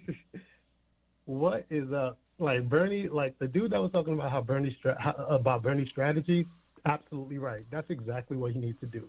And I don't know if a lot of people repeat this, but Bernie was technically attacking the right people. He was attacking the mainstream media. He was like, "Oh, I don't agree with the way you framed that question on the Green New Deal. No, we don't have decades. We got to start it now. We don't have time." You know, so like I love the way that Bernie is handling himself. If you notice the polls, he's never really going up and down. He's staying steady. All these other people, they going up and down the polls and all that stuff. Pete just shot up to the top or whatever. You know, Pete Buttigieg, that's another story, man. I like the way Tulsi came at him, but I think she came at him the wrong way. But I'm going to come back to that. But I'm going to need your help, Tim Black. Me and you, we got to go to Cali. Then we got to go to New Jersey. Because we're going to have to take these two black cards from Kamala Harris and Cory Booker. Because why did they not get on Pete Buttigieg's head on how he actually exploited black people in South Carolina with that Douglas bill, with that forgery of 400 sponsors? Like, come on, man. Like, that was such easy pickings. And the moderator gave Kamala the alley-oop. And she didn't even take it. She was like, yeah, you know, there was a photo. But, you know, he apologized for that. Like, come on. Like, she was straight up thinking about the VP pick. So I'm like, whatever. Like, you want to try to play, oh, pick me for VP or whatever. You want to think about yourself instead of thinking about, you know, us as a people. But you could have did that. But to bring it back to Tulsi, I remember seeing a video where you were talking about how Tulsi, you know, she doesn't really have too much of the black support. And I totally agree with you on that. You kind of brought up, you know, the Mikasa Sukasa guy. And, you know, he she wasted an opportunity with Pete as well, because she could have brought up that same exact thing, and then even said that, you know, you are utilizing gay people. Excuse me. She could actually got a one up with you know, the gay supporters as well, because she could have said that you're using a stereotype trope with black people, talking about, oh, they don't support you because they black. So she could have got a boost from black voters and LGBTQ, even though she does well with that community, with the LGBTQ community or whatever. But like, man, she wasted that opportunity right there, in my opinion, if you ask me. But, you know, just thinking out loud. Talk to you later, brother. All right, man. Thank you so much for the phone call, man. Interesting. You know, like, everybody's got their own opinions of how things should play out. And, yeah, you know, I'm not going to say anything else about other people that support Tulsi Gabbard. I think I've made my point. I know I have receipts for everything that I've suggested. Tulsi doesn't want to look like she's doing anything even remotely related to identity politics, even if she's calling out somebody's blatant disregard for other people on the basis of their race or whatever. I don't think she wants to go in that lane. She's on record saying that's not something she wants to. She thinks this is horrible to the country. What identity politics is, I just think she don't want to be a part of that. And since she kind of called out Kamala for using race, I think she want to stay away from that. But I get your point. Like, but I was told, look, I was the same way you are. And someone was saying, well, you know what? It would have just hurt Kamala or Cory to go at Pete, because it's going to backfire. Because they're going to be seen as negative. Because a lot of people like, you know, these people in the liberal establishment like Pete for whatever reason. And this person attributed to race, I don't know if it is race as much as just establishment. You know what I'm saying? But yeah, I'm really kind of on the fence, because Cory went at Biden twice and he didn't get any negative repercussions. But he also didn't move up too much from it. So I don't know, man. Like, I'm kind of wondering, like, so we want, you know, everyone, you know, we sit back, we think about what would have been the better tactic, would have been the better move. That's why I say what I would do, but I'm not a politician, right? So what I say I would do would probably get me out of the race really soon. You know what I'm saying? Because I would be like, hold on a second, Pete. I take umbrage with what you know, with this statement about this and about that. And no, like I did Tommy Lauren at Politicon. I noticed not a lot of people covered that. I thought people were going to cover that. I'm like, they brought up this topic about Colin Kaepernick, and she's on this panel talking about she's all about us working together and not gaslighting, and that's all she's built her career on. And when I brought it up in Politico, I'm like, I know people are going to be supportive of this. I know that my friends in independent media are going to talk about me, how I shut her down live, where they couldn't cut the feed, and no one really talked about it. They were like, so I don't know. I think people would talk about if Kamala called out something, or if Coy called it out. But like I said, I don't know if it would backfire on that. I'm going to go to the next call, man. I appreciate your perspective. Everyone's got an opinion. Everybody's got their thoughts. That's what this show's about. I appreciate it. 516, you're live on Freedom Friday. What's your name? What's your comment?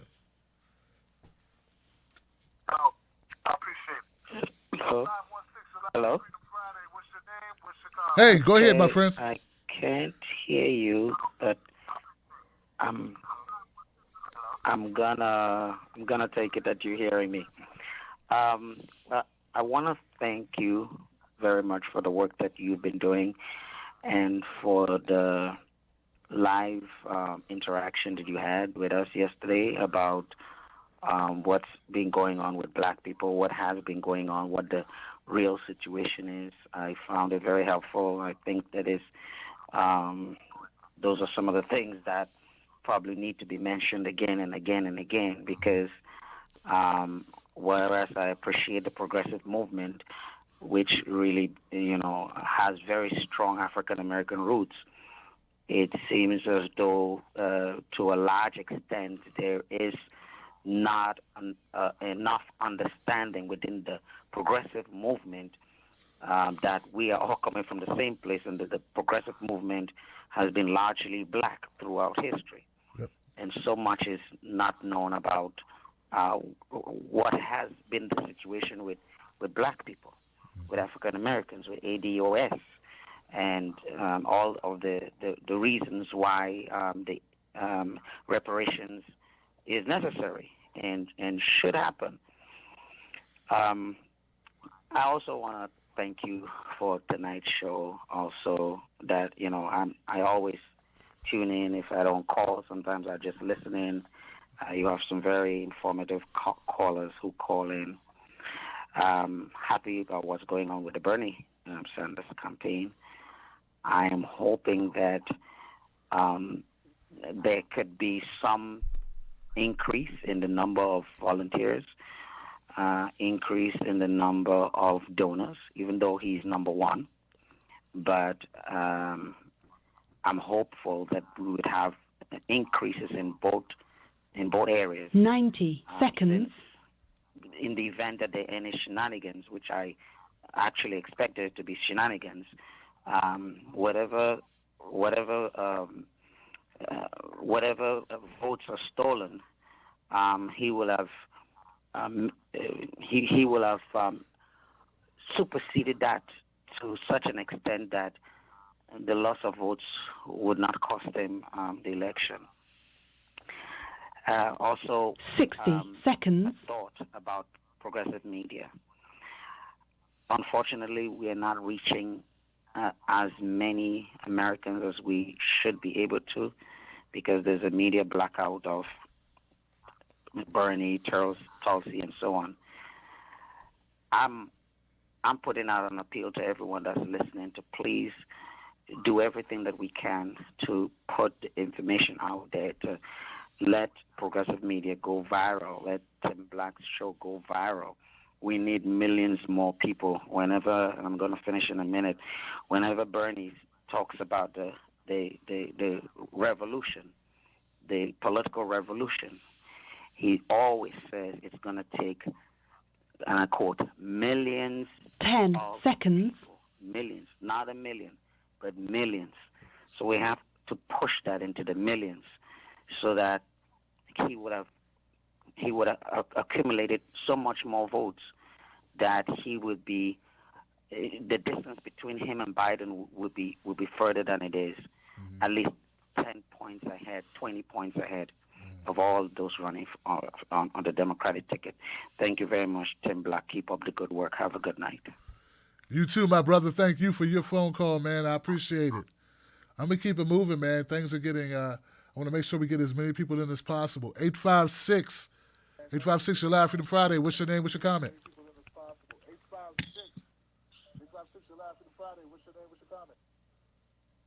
Tim, my name's Jason. I'm calling from Ohio, and I wanted to ask, in the event Sanders does win the nomination, do you think that MSNBC and CNN would push balls to the wall a Tom Steyer candidate, a Howard Coffey candidate, and make a repeat of 1992 where there is a legitimate third-party candidate where we have this clusterfuck where the vote is going to be split three ways? Wow. Well, thank you for that question, my brother. I would like to say no.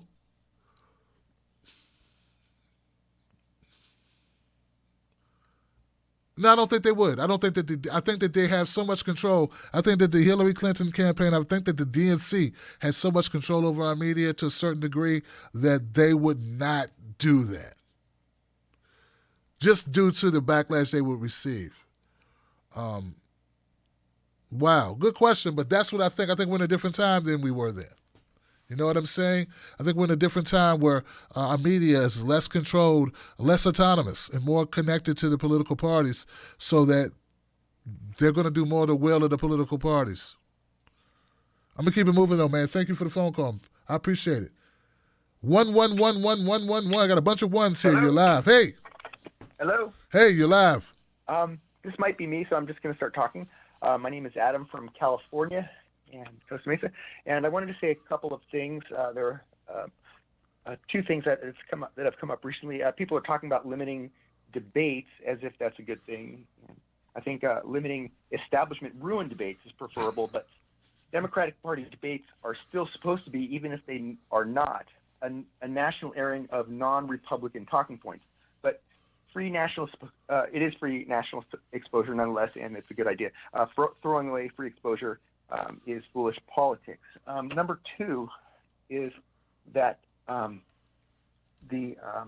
wanted to say a couple things about Bernie Sanders and foreign policy, because the big hit on him is that he is not good on foreign policy, but he does things in a very subtle way that the road against him is very it's fraught with peril. And but what he is in the situation of is he's not running a campaign for my vote, right? He's running a campaign for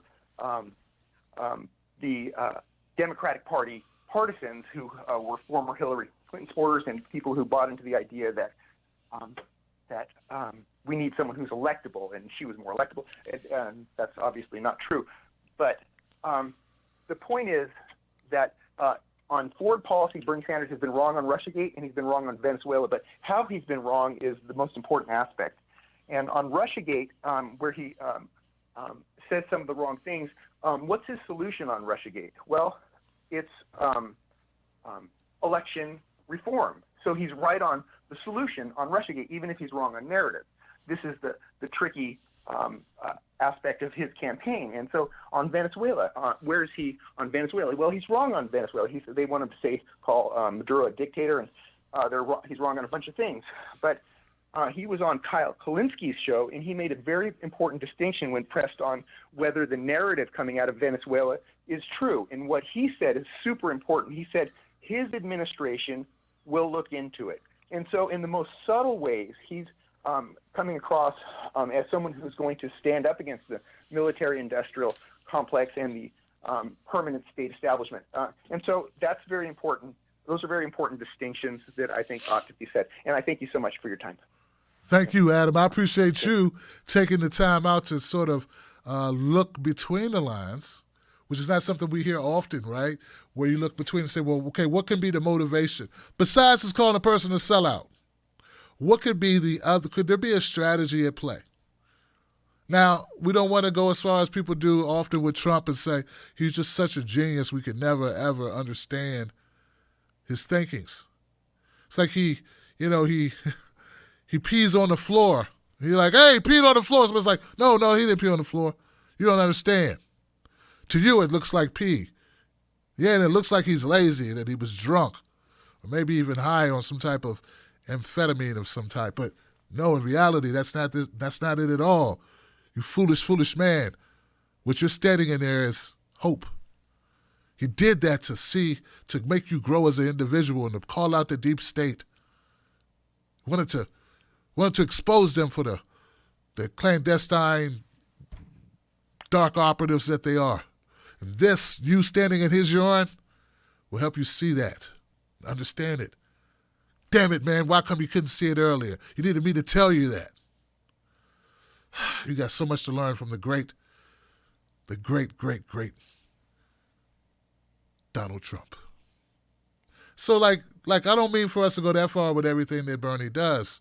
But what I'm saying is, can we look at, I don't know, maybe sometimes Bernie or Tosi or Andrew or any candidate that you support, can you sometimes look at the possibility that maybe, and particularly when like he said, Russia, what do you want to do? Invade Russia? No, we should tighten our election, integrity. Oh,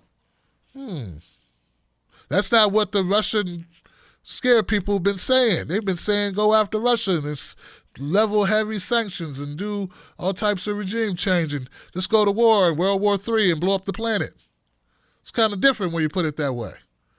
Maybe he doesn't believe it at all, but maybe, just maybe, it's what needs to be said, if not to get the election stolen again. I mean, I'm just saying it's possible, right, Adam? Is that what you're saying, Adam? I see you. Time will tell, Adam. Thank you for the phone call, my friend. 774, you're live on Freedom Friday. What's your name? What's your comment? 774.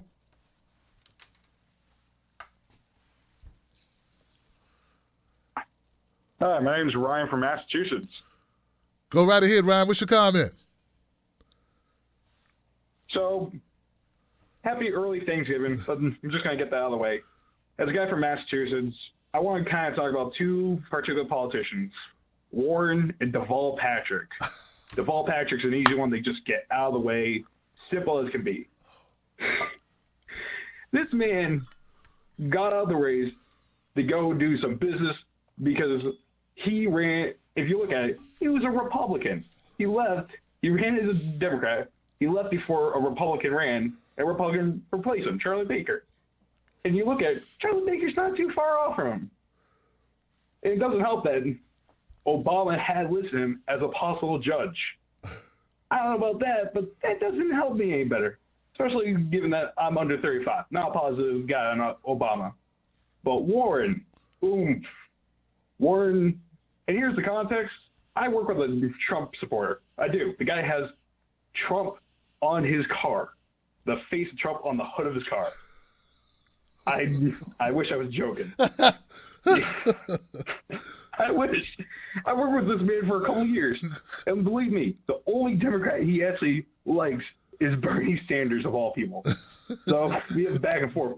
But Warren, the easy way I've had to discuss her is, I forgot who brought it up, was she's a reform Republican. A reform Republican. And you can tell right away when they asked her about the military, should we invite more soldiers? Her immediate response, yes.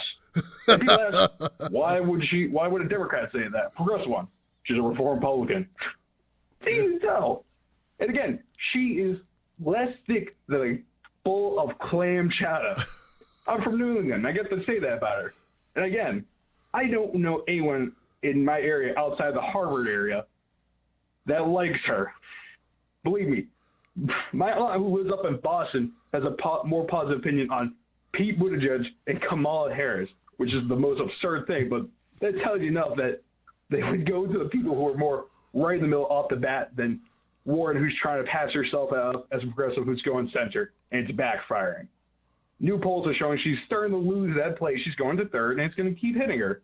And again, Biden's still holding up place while he looks like he's about to fall over. Can't keep a straight mind going. And again, I'm not positive on Warren, and I guess it's all out. So anyway, I've been wanting to say this. and the guy who I work with was a Trump supporter. It's the funniest thing. Me and him agree on this because the only person that we both like is Bernie. I've had positive opinions on Yang, but Yang's policies keep falling through because Medicare for him, I'm like, he sounds like every other Democrat running. You can label Medicare for all in air quotations, but then put the Pete spin where it's for if you want it. Not the brightest one. Yang, I do appreciate for bringing up the UBI, the AI situation, but I'm not going to be the most positive. At least he has a straight face. 2C, again, I appreciate her for being a little bit more on foreign affairs. Her going to Breitbart is not the best, and that's going to bite her. But anyways, thank you for your time, Tim. And like I said, and Warren's not that great. Have a good night, man. You too, man. Thank you for the phone call, and thank you for the laughs. And tell your friend we said, hey, what's up, man? Come on over to our side of the camp. You know, you don't need to be with Trumpy. You need to come on over here and be a legit Bernie supporter. The door is open. Yeah, thank you for the phone call, man. That was cool. Ryan. 425, you're live on Freedom Friday. What's your name? What's your comment? Oh, I'm sorry, 425. One more time. 425, you're live on Freedom Friday. What's your name? What's your comment? Hey, Tim, it's Chad from Seattle. How are you, Papa Wolf? What's up, Chad? Well, I know you can't, I can't hear you, but yeah, you know, there was a couple of these callers that touched down. I can't believe you made it on your show, by the way. But yeah, you know, a lot of people clearly understand the impacts of global warming. I mean, a lot of us do. We all wince pretty much when a new report shows it's 2-3 times more than previously expected or assumed as being worse than. So you see it every day, people glazing over in their eyes when they hear it, but always willing to ignore it. And, you know, we're human beings, you know, one of many creatures on Earth. We aren't accustomed to waking up and immediately expect to be at odds with the air we breathe or the water that we drink, let alone freak weather events that we aren't prepared for. So I think we owe it all to ourselves to take a moment, because it isn't about knowing whether climate change is real. It isn't about who's getting affected, like in Venice, Italy, Greenland, even in the UK neighborhoods, they're now flooding too. But it's about taking a moment, right? You got to speak to yourself, and I think we owe it to ourselves to tell ourselves the truth a little bit more often. So we're all going extinct right now as we speak. I mean, you see it right now. We are too comfortable, and comfort makes for a lazy mind, right? So we should let that sink in. And of course, if nothing is done, the children that we see born today are going to be the last of our species. So none of us have faced this truly within any generational record in human history that we can recall. But we've never really truly faced something so finite and scary, right? Like, we're not used to that. So your TVs, your phones, your laptops, they're all fossil records waiting to happen, right? I mean, I ask everyone who's tuning into this incredibly amazing creative corner of the progressive world to save Tim Black's TV show. If we all want to enjoy calling in on a Friday to speak with the Papa Wolf of equal liberties and truth flinging, you'll flip the switch in your mind and start speaking to it, light a fire under their daydream-laced nightmares, and engage people in the proper light of day. Don't go extinct because we're too lazy to call it what it is. You all go out there and tell them extinction is not a game and save Tim Black's show. Love you, man. I hope that you have an awesome rest of your Friday, dude. You too, Chad, man. Thank you for the phone call, man, and the kind words and the thoughtful words and activism-based the admonition that you put in there is also enlightening, and it's warming, man, and I hope that people are listening. And it's something to think about, that we are facing something that we've never faced before. Wow. Deep stuff, man. Deep stuff on a Friday, guys. If you got it, light it, smoke it. 559, you're live, Freedom Friday. What's your name? What's your comment? Hey, Brother Tim, Brother Eric, I think, hopefully you can hear me. I can't hear you necessarily, but anyhow, no, a lot of people said a lot of good things. that I would have said, so I'm not going to rehash that. But I wanted to just kind of point out a couple things. I like the video you had earlier. I can't remember what the title of it, but it was don't assume people know things. Don't assume people know what you know. I mean, and we're all guilty of that. There's things that we figure, boy, these things are so self-evident. They're so self-explanatory. How could you not see? No, you don't know that. You just got to listen to people. People think they listen. They don't listen, because then you never know. The person you may be disagreeing with actually may see a lot of eye to eye with you on a lot of different things. I'll give you a perfect example. I used to have a neighbor, and he was not a total die-in-the-wool Republican, but didn't believe in climate change. And we happen to be talking about that. That happens to be an issue very near and dear to my heart. And because he asked me one day, say, Eric, what do you think about this, all this climate change? And he didn't really buy into it. I just told him, I'm kind of on the fence about it myself, because I kind of was at the time. But I'll tell you what, I know it's bad to pollute. I know it's bad to put things in the air. I know it's bad to poison things. And when I mentioned that, I mean, this man was, I think, my dad's age at the time. He was in his, I think he was in his 60s, 70s, veteran, and said, oh, yeah, brought up a lot of things that I didn't even think of. 3 Mile Island, the Hudson River. A bunch of things that, look at the pollution in L.A. You have movies from the 80s. You can see the sky. It's painted mud, and now it's not. There's things that you can do that can be done. Stuff like that. But, the guy that, I could have been triggered, but no. So you just, okay, there you go. And the one thing also is that it's people's analysis. That's very interesting. And you almost kind of want to help them out with that. I took a road trip back to California, went through the panhandles of, Oklahoma and Texas, and these guys on the talk radio, you got to love listening to them. And very valid points.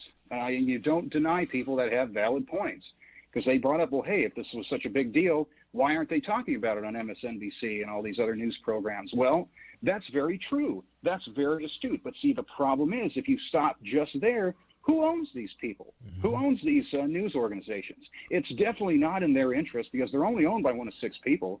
And odds are that they have interest in the oil, gas, petrochemical. So why would they talk about that kind of stuff? And when you extend the analysis there, so you got a good point, let's just extend it out. Boom, there we go. There it is. I may not see eye to eye with a couple other things, but you know what? We can see eye to eye there. You understand? And we can go from there. That's what you can build on. That's called politics, people. That's called actually just understanding, communicating with your fellow human beings. So that's all I got. Hey, have a good Thanksgiving, man, and take care. Keep up the good work. You too, man. Thank you for the comments, and I thank you for commenting on that video, because, man, people have told me, bro, they were telling me that some people try to marginalize the importance of this show. Okay, so over the last couple of years, there have been people who have tried to marginalize the importance of this show and relegate it to being a novelty, not really a show that's going to help the collective. And that's been on all sides of this political spectrum, different people with different thoughts. And it's very encouraging for me to put out a content that is educational, but also Black-focused, that my audience embraced. And new people saw it. And I'm trying, and it's just encouraging that everyone doesn't, some people are becoming more aware of and ideas of situations that don't directly impact them every day. And some people, like other people, need to realize that that's the case, that this is a situation that doesn't impact them the same way, and maybe they're just unaware of some of these things. And also, all of us need to be educated. So anyway, thank you so much for that. I find that encouraging.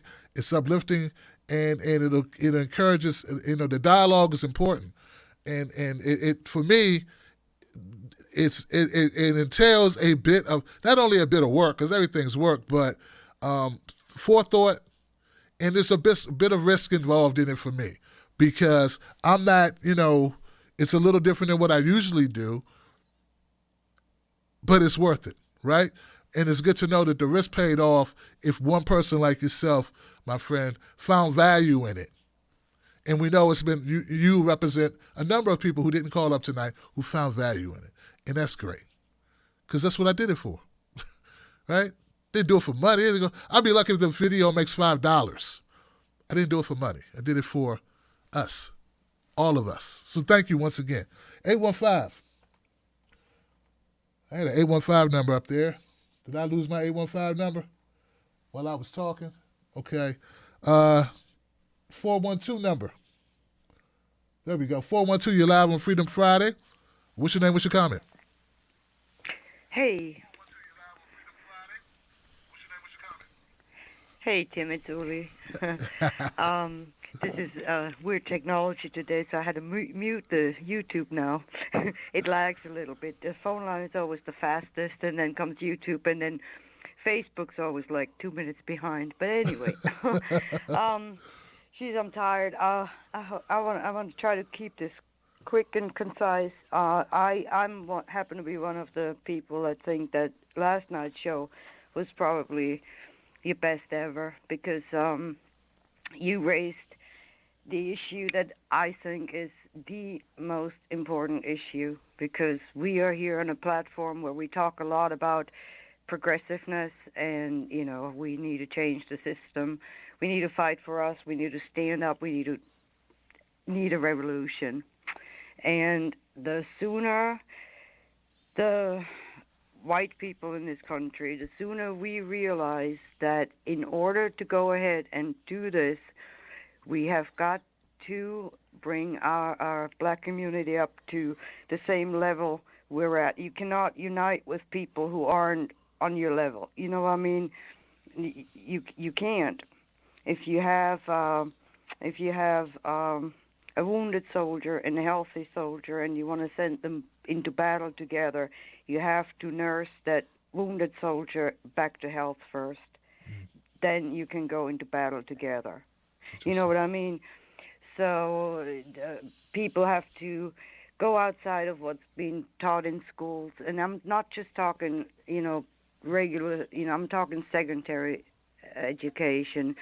I find nothing is being taught here that really helps us to understand where the black community is in, as opposed to where we are, So I've been on this trip now for almost the better part of a decade. So I read a lot of books.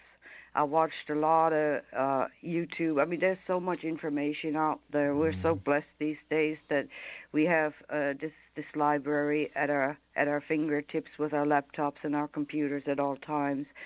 And the reason I'm bringing this up is because nobody ever questioned after World War II that Germany owed a debt. They did a wrong and they owed a debt.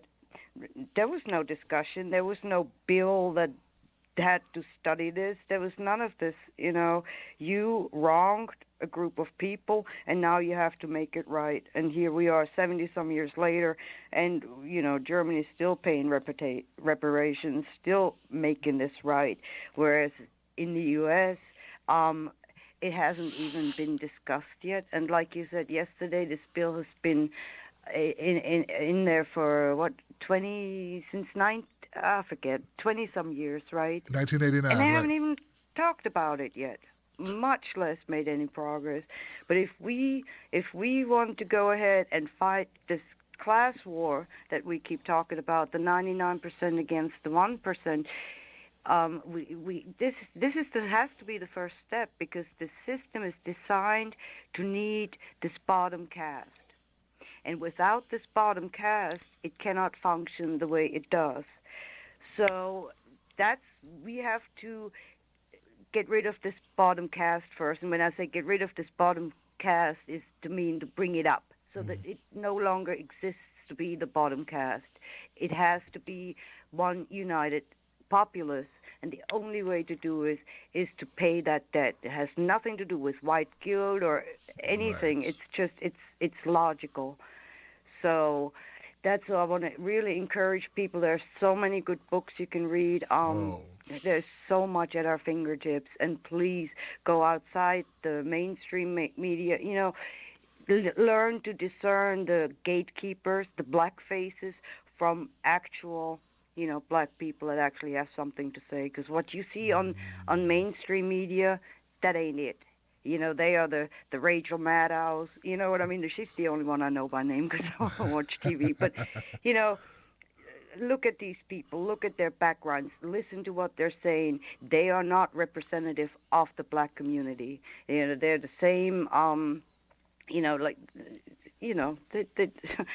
They're like the Rachel Maddows. I'm sorry, I just don't know any of these people. So yeah. Last night was because we are who we are, the progressive, the wolf pack, and we want change, and we were trying to think of ways of how to make this happen. So that's why I think this was your best show ever and the most important issue. So that's all. I want to wish you all whatever good night and holidays, and till next time. Bye, guys. Thank you, Uli, so much. I appreciate it. Somebody even said, well, Tim, man, I know they pissed you off. They attacked you over calling out these politicians and not going after the black vote the right way. But I'm glad they did it, man, because you put out some great work when you're pissed off, man. That was really great stuff. And I'm like, wow, you're right. Sometimes you get pushed and you get pissed off and you got something you like really focused. So that's what it was, But I don't want to get like that. I have to get that way, you know what I'm saying? People have been saying that, though, Tim. You're mad, you do your best work. I thought when I'm joking, I do my best work. They're like, no, Johnson, when you pissed off, you do your best work. I'm like, that's not good for my blood pressure, man. They're like, it's worth it, ain't it? You're going to be, you're going to blow up. I'm like, I don't know.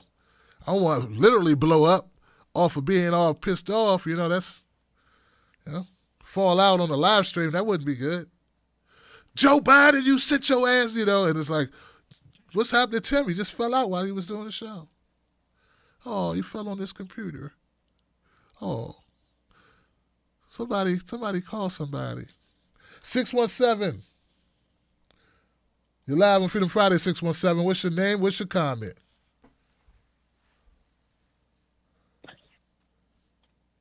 Hi, Tim. I can hear you on YouTube. I first wanted to say that I think your shirts are really cool.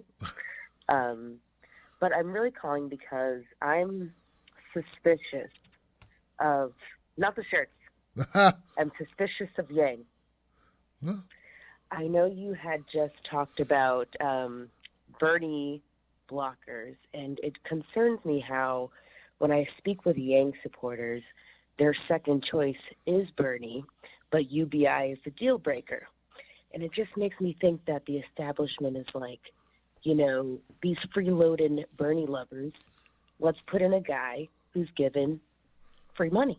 And, he's a businessman, so I feel like he has corporate ties. And with the false advertising of Medicare for All, he sketches me out. He does. And the Biden comment, when they were asking him, which politician are you most like? And he's like, oh, I'd say Biden. And I'm like, I thought Bernie was your inspiration. That's so shady. And Biden, oh my God, like the punching at domestic violence comment, that really got me there. So yeah, I just wanted to hear your thoughts on if Yang is if Yang is legit. Wow. And when you said that, you made me think of something immediately when you said it. You said how the second pick is Bernie, but to them, UBI is a deal breaker. And then I had a thought about all of the ADOS people, American Descendants of Slavery, who say they like Bernie, but reparations is a deal breaker. It's amazing, isn't it? And people are saying that about Yang, and people are saying that about the ADOS movement. Interesting, right? I know, right? Like all these theories, I really have no way. I will just say this with Yang, he's Obama's guy.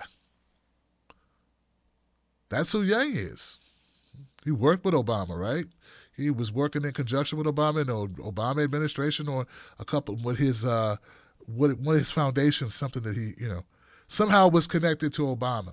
And maybe that's how he met Biden. So it's possible he's known Biden for a while because he worked with Obama. all interesting questions. I can't really answer them because I don't know.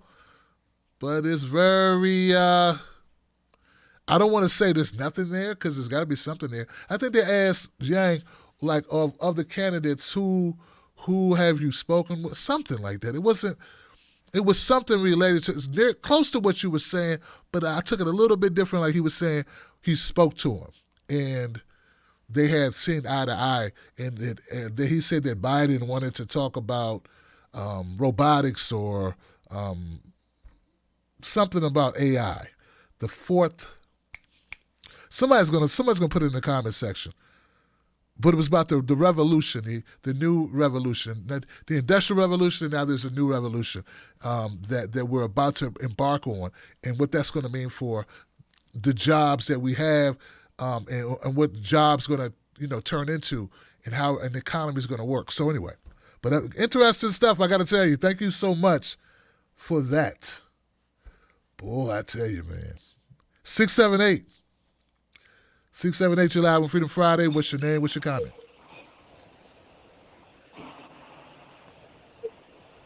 Hello? Go ahead, 678, you're live. Yeah, Go well, ahead. This is Tariq Lyons. I'm gonna just go ahead and talk, but I'm a big supporter of your show, and I'm a truck driver, and so I'm really seeing what's going on. Like, there's a real energy that's happening in the Bernie Sanders campaign, and it's really moving me. I'm a type of person. I'm from the hood. I'm from Griffin, Georgia, and from the hood. From the outskirts of Metro Atlanta. You can feel that Bernie Sanders' message is hitting a real spot. Because I get in Ubers all over the country. Like I said, I'm a truck driver. And people don't really know the stats, but I'm a person that, I like to let the statistics tell the story and let the statistics hit that person's personal story, let it hit their life so it'll ring true for them. And so, when you say 78% of Americans live check to check, the fact that those federal workers, after 2 weeks of no pay, after 2 weeks, federal workers were at a food bank. You know what I'm saying? And so it rings true when you tell people, that 50% of the country makes $30K or less. It rings true. And even Republicans. And that's why, we really, when we have conversations, we need to be articulate, and we need to we need to be distinguishing ourselves at all times. Because even when we, start going to your city councils, just when they ask for citizens to come and speak, take that opportunity to speak about Bernie Sanders and how it impacts your life. Because I kid you not, I went to a city, I'm a truck driver, so, I make around, 90, 80K a year, but it means nothing, if one person is all right and the next person is, I'm pretty sure there's a guy that's working in a warehouse doing more sweat equity than I am, but he's not getting paid a living wage. And that's why Bernie Sanders needs to talk more about this job guarantee, and bring Stephanie Kelton, who talks a little bit more about MMT, but bring Stephanie Kelton out, who's his economic advisor, and have these conversations about job guarantee. Bernie Sanders will be my first black president. I couldn't vote for Obama because I smelled the corporatism, and it was just too good to be true to get a black man to be the president of the United States, and for him also to be, to have been dipped out of the black historic prophetic tradition, that Cornel West talks about, and Bernie Sanders is that. When you look at MLK, he was a dim socialist. Bernie Sanders is a dim socialist. All we need to do is just draw these lines for people and speak policy and speak, share each other's experiences, because national Republicans are very different than Republicans that you'll see, that work right beside you at your warehouse, at your Whole Foods place, or wherever. So, Tim Black, I thank you for what you're doing. You and Kyle are some of the guys that I look up to. You guys are really moving the conversation. Don't think you're not. You guys, really do have an impact. And, like I said, even people like me in the hood are feeling the burn. So, we got to keep it going, and we got to fund the revolution. MLK had people funding him, working class people funding him, Marcus Garvey, and we got to do the same thing. We must fund the revolution, and it includes donating and pitching into shows like yours. So thank you. And thank you so much, man. And look, you have a voice yourself, my brother, and you're very well spoken, and you're very communicative in the way that you express yourself. And I think you don't underestimate the impact that you can have. One of the beautiful things about, for instance, you mentioned Kyle, are all the multitude of voices. The beauty of it is the different array of voices that are out here. And if I've learned anything over the last year or so, it's to be more authentically myself. And it'll all work itself out. So just know who you are and be that thing. And then share it with the world, man. And I think when we do that, that's authenticity, and it will attract, and it will spread, and it will infect others, and others will be positively impacted, and they will be inspired, and they will, in turn, learn from your expression of being yourself and being authentic, and it will continue to replicate. So anyway, that's what I think's happening, man. So thank you so much. Everybody be themselves. You don't have to be Kyle. You don't have to be Tim Black. You don't have to be anybody else but yourself, and just go out and just talk to people. That's it. And if it's not video, there's podcast. There's blogs. There's all different types of ways. There's memes. There's all types of ways. There's editing, video editing, all types of ways to get a message out, to be a part of a conversation. There's grassroots. There's door knocking. There's canvassing. There's all types of ways to have an impact in a positive way. And then there's people with money, but deep pockets who give money too, But there's all types of ways. 413. You're live on Freedom Friday. What's your name? What's your comment? 413. You're live on Freedom Friday. What's your name? What's your comment? That's you.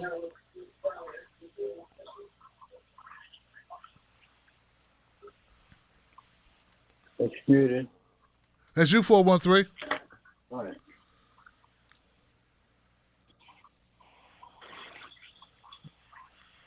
I can't hear it now. Okay, that's you, 413. Your turn. 413, you're my last caller in the queue, brother. Please, come on, man. Come on, 413.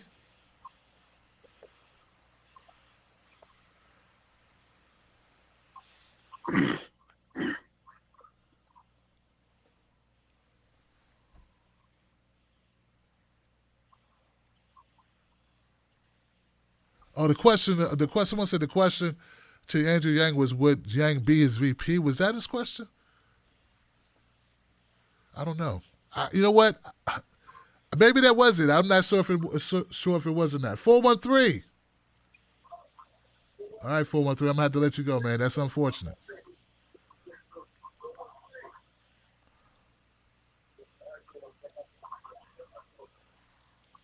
I don't know what's going on.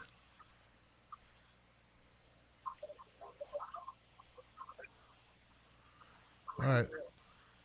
Here's some weird stuff. The phone lines are really acting funky. Like what I'm hearing from on his end is not good at all.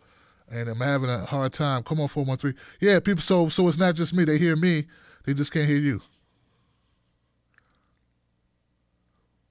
All right, guys. Well, thank you so much, everybody that called in. I'm so sorry about this phone line.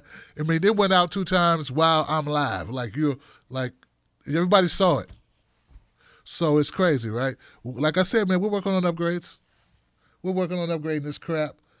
And when it works, I'm all happy. So I'm not even thinking about it. I'm like, oh, man, things are working like they're supposed to.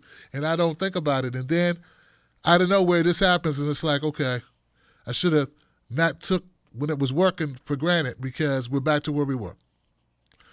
Anyway, guys, thank you so much for calling up tonight. We had a great show, nonetheless. Great calls, everybody. Adrian, Laura, Rev Marie, Jason, Adam, Ryan, Chad, Eric, Uli, Tarian, everybody, KJ, everybody who called in, man, and just left their mark on the show tonight. The Freedom Friday show is dear to my heart. It literally can't be done without you guys. You know, this is only a great show because of the great callers. Like other shows, other nights, it's on me to put together good clips, me to be able to riff, me to be able to drop some facts on them, sprinkle some facts on them, keep my cornbread, help you keep yours. But Freedom Fridays are only dope when you got great callers who call up. It's only informative when people call up with information that's vital. And my job is sort of to facilitate. So thank you for making my job so much easier tonight, even though with the phone line issue, we were still able to pull it off. Shout out to everybody out there in the Wolfpack who watched the show tonight, who shared it with a friend. We're going to need to start doing something. I'm doing something soon to help people to do a RAF, which is a refer a friend. So I'm coming up with ways to spread the show one person at a time. I think it matters, and that's what we're going to be looking to do. Because they know love and they know, look, no better marketing than word of mouth marketing where people vouch for it and say, hey, I like this, I think you'll like it. You know? And that's really the best way to get the word out about anything. It's tried and true. Speaking of tried and true, let's go to Super Chat and see if people left me comments so I can shout them out and I can get their word out there. Remember, this show is not just on YouTube. It's not just on Facebook and on Periscope. It's also a podcast. So if you really liked it and say you called up and you want to go get your copy of you can, even if you're not a Wolfpack member. You can go to iTunes, you can download the podcast, and you can keep it and say, hey, baby, listen to me. I was on the Tim Black Show. That's me. And that's every week, man. So I'm proud of us doing that for years. And quiet as it's kept, some people could have launched their own little podcast off this podcast. You know? I mean, I'm just saying, get your name out there. 413. 413. Did you ever get it together, 413?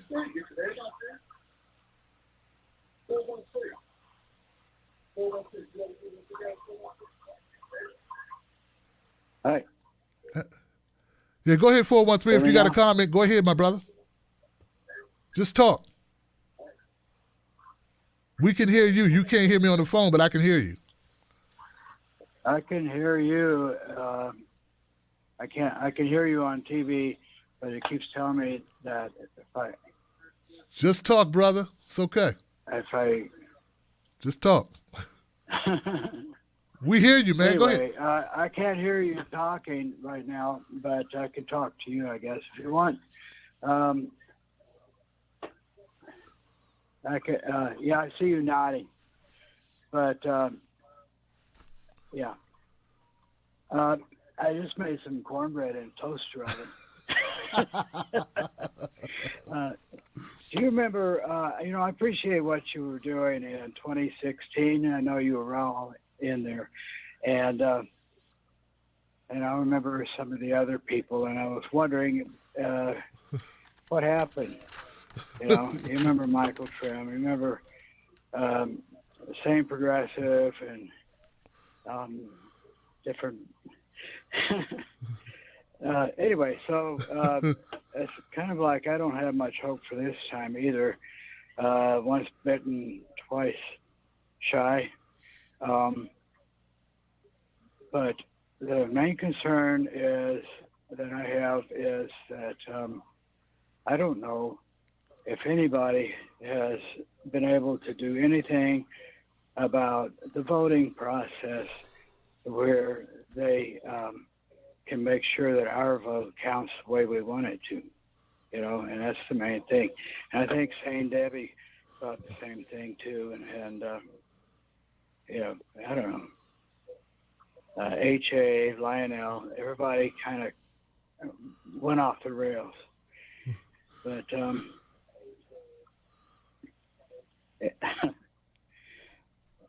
I have a hope, right, and I still have a joy. I'm not depressed, but I would like people to look up the brother Seymour, and he was Azusa Street Mission, 1906. and he had explosion of the Brother Love Church there. And he had a partner that apparently he loved Jim Crow more than he did the other JC. But this brother had whiskers, and you kind of remind me of what he looked like. so there. All right, brother. That is a good reference, and I think all right that solution is coming, but not from the human race or the. What the hell is going on, man? Brother, you was my last call. I hung in there for you, man. You start talking about all this crazy stuff. Man, look, man, those people are gone. I'm glad they're gone. You know, thank you for calling in, man. But you lost me, man. What is you talking about? Talking about people that look like some of my whiskers or something. Man, if you don't go buy some cornbread and have a seat and calm down and stop calling all late, and then I do all that to get him in, and then he don't even have nothing to say, man. What's wrong with you?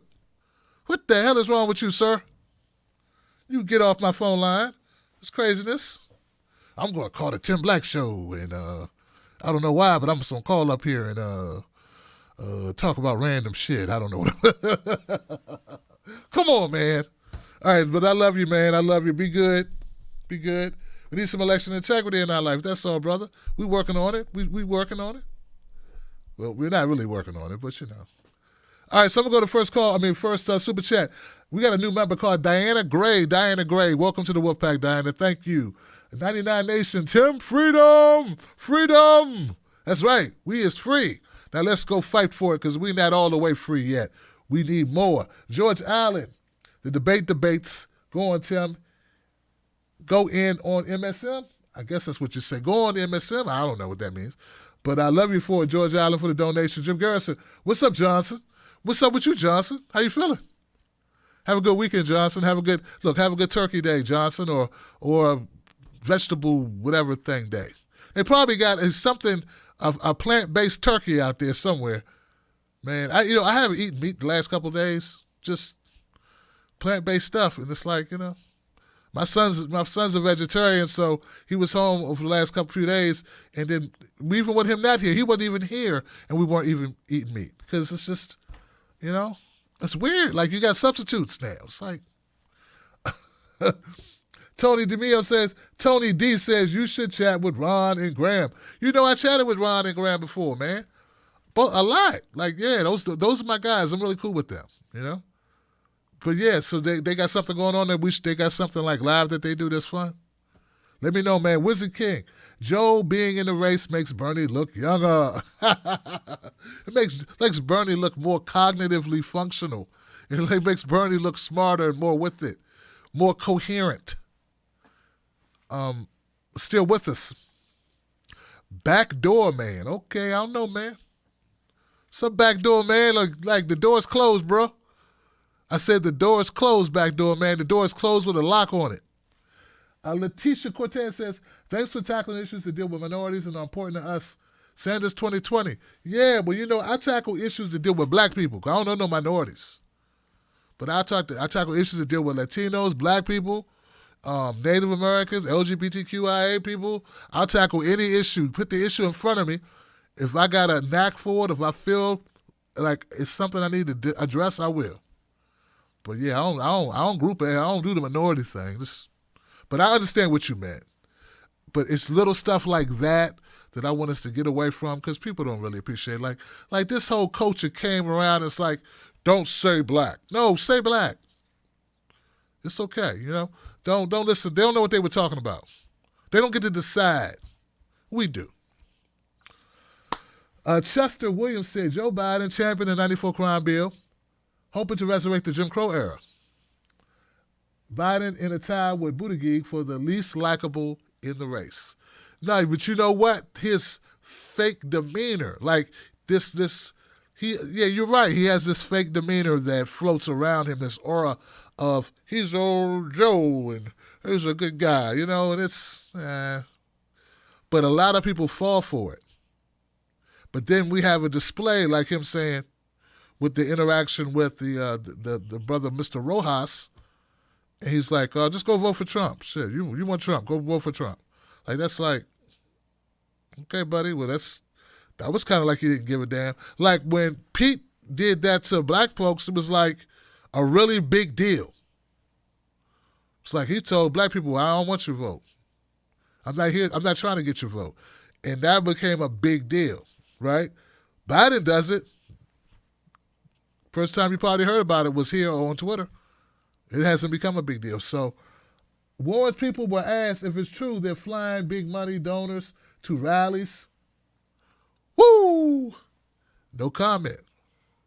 Thank you, Neil. Don says, what does Bernie have to do to gain respect from more of our queens? Warren does not even speak on black women's issues. She won't fight for them. No, she won't. She won't. That's what I was pointing out. She's not going to fight for. Warren's not going to fight for anybody. Warren won't even fight for Warren. Do you understand what I'm saying? How you going? Like, if you're going to have a hitman work, you're going to have a hitman or bodyguard or somebody that's supposed to have your back. They won't even fight for themselves. How could you expect them to fight for you? It seems to me that Elizabeth spends all her time in these debates trying to be as small as possible. She's like a roach on the wall that doesn't want you to step on it. It thinks you don't see it, you know? It's a still like.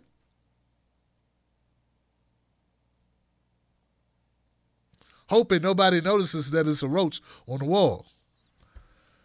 Bernie's the best candidate on LGBTQ rights. I feel you, Tony, and I agree with you. I think he is.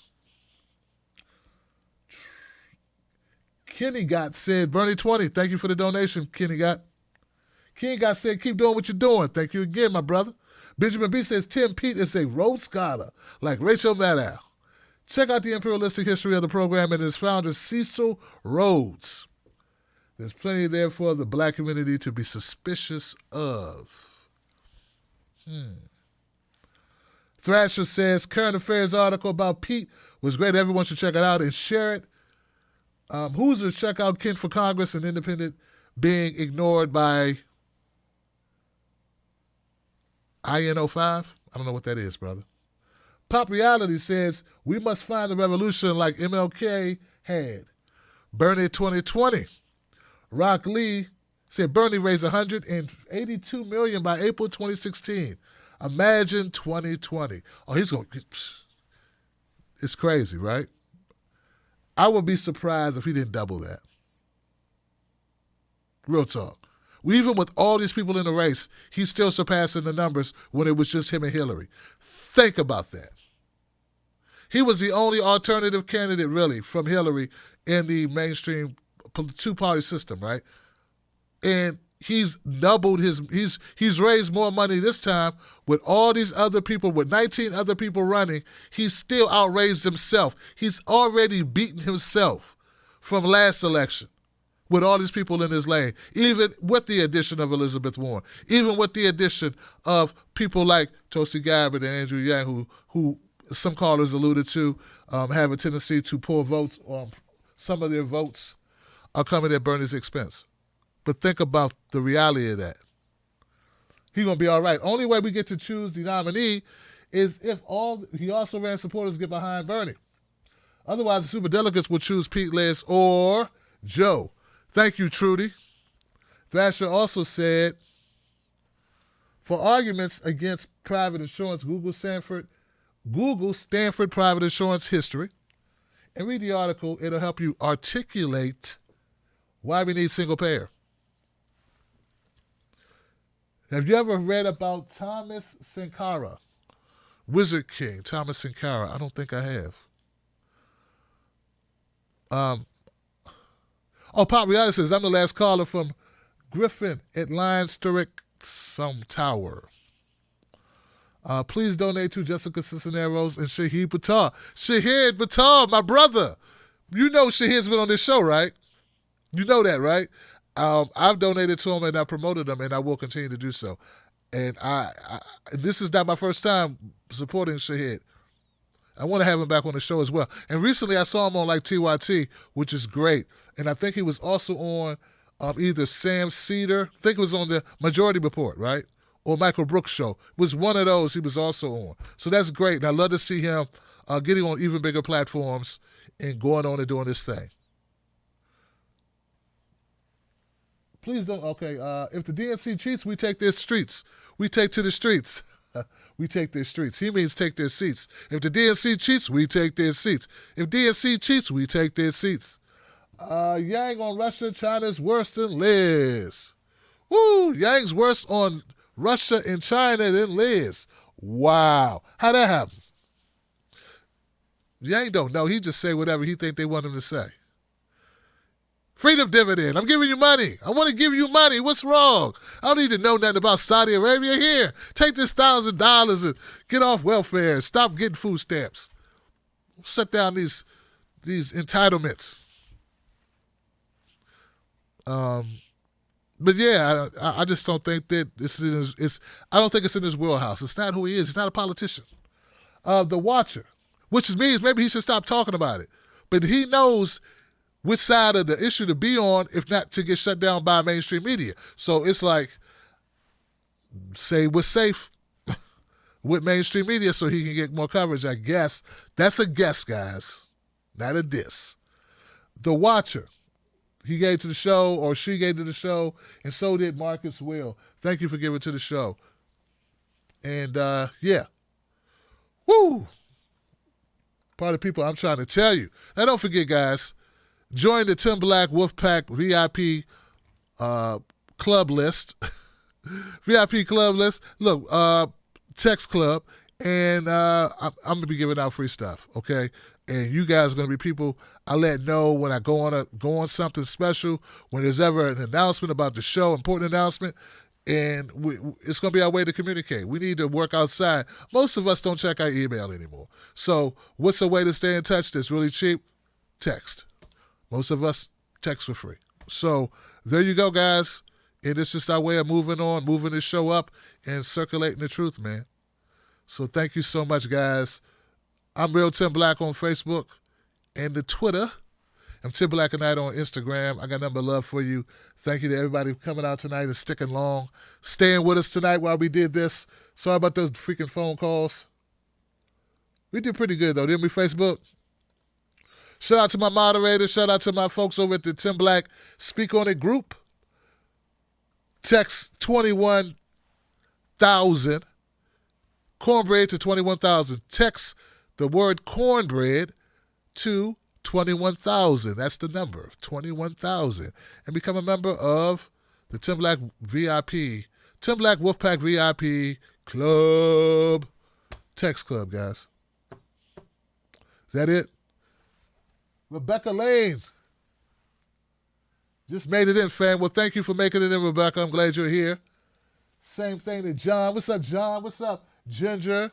My people hung around for me. I appreciate y'all. Man, I tell you, this show really keeps a brother out of trouble. I haven't been hanging out with the fellas in forever. The fellas forgot who I was. The fellas disowned me. Like, Tim, you married, bitch, I can still have friends. Go out. Man, this show is really, you guys just don't know, this show really has become like everything, man. You guys don't know how important you are to me and what this show means, and it's just an integral part of my life. I want to thank you all for helping making this possible and let me know that my work has not gone for nothing. Like, it's important that your work means something, that it actually impact the world. So thank you, guys. Have a great weekend. Phone a friend. Go visit a loved one. Mend a fence. Walk an older lady down the street, across the street, or feed a cat or a dog, or go rescue an animal, or stop a fire. Do something.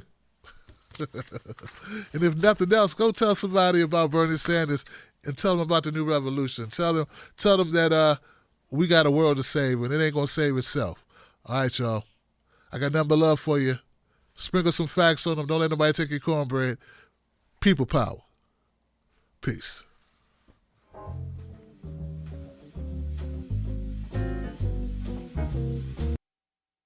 By popular demand, Johnson is here. I have new Johnson designs in my shop. If you want to pick them up, check them out. They are hilarious. They are revolutionary. And they're all Johnson. You're going to love them, man. Check them out. Both parties suck, Johnson. Thank you for using It's one of my Blog Talk favorites. Radio. Independent media only, Johnson. Keep it real. We are all Johnson. We are. We're one big community, guys. Go check it out. Independent media only. Johnson's in the house. Both parties suck, Johnson. We are here. They got a special going on right now. Free shipping. Get it today. Wolfpack.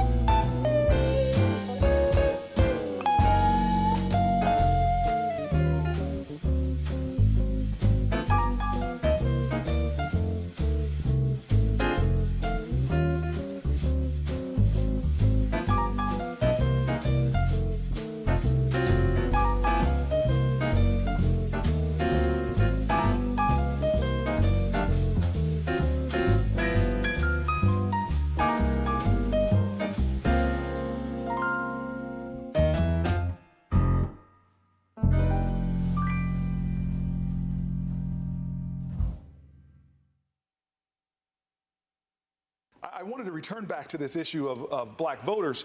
I have a lifetime of experience with black voters. I've been one since I was 18.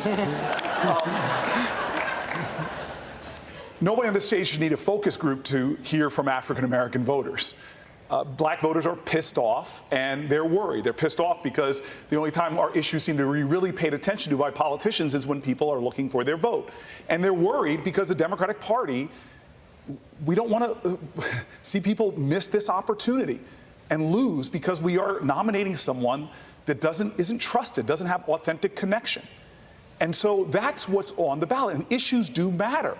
Yes. I have a lot of respect for the vice president. He has sworn me into my office as a hero. This week I hear him literally say that I don't think we should legalize marijuana. I thought you might have been high when you said it. and let me tell you, because marijuana marijuana in our country is already legal for privileged people. And the war on drugs has been a war on black and brown people. And so let me just say this.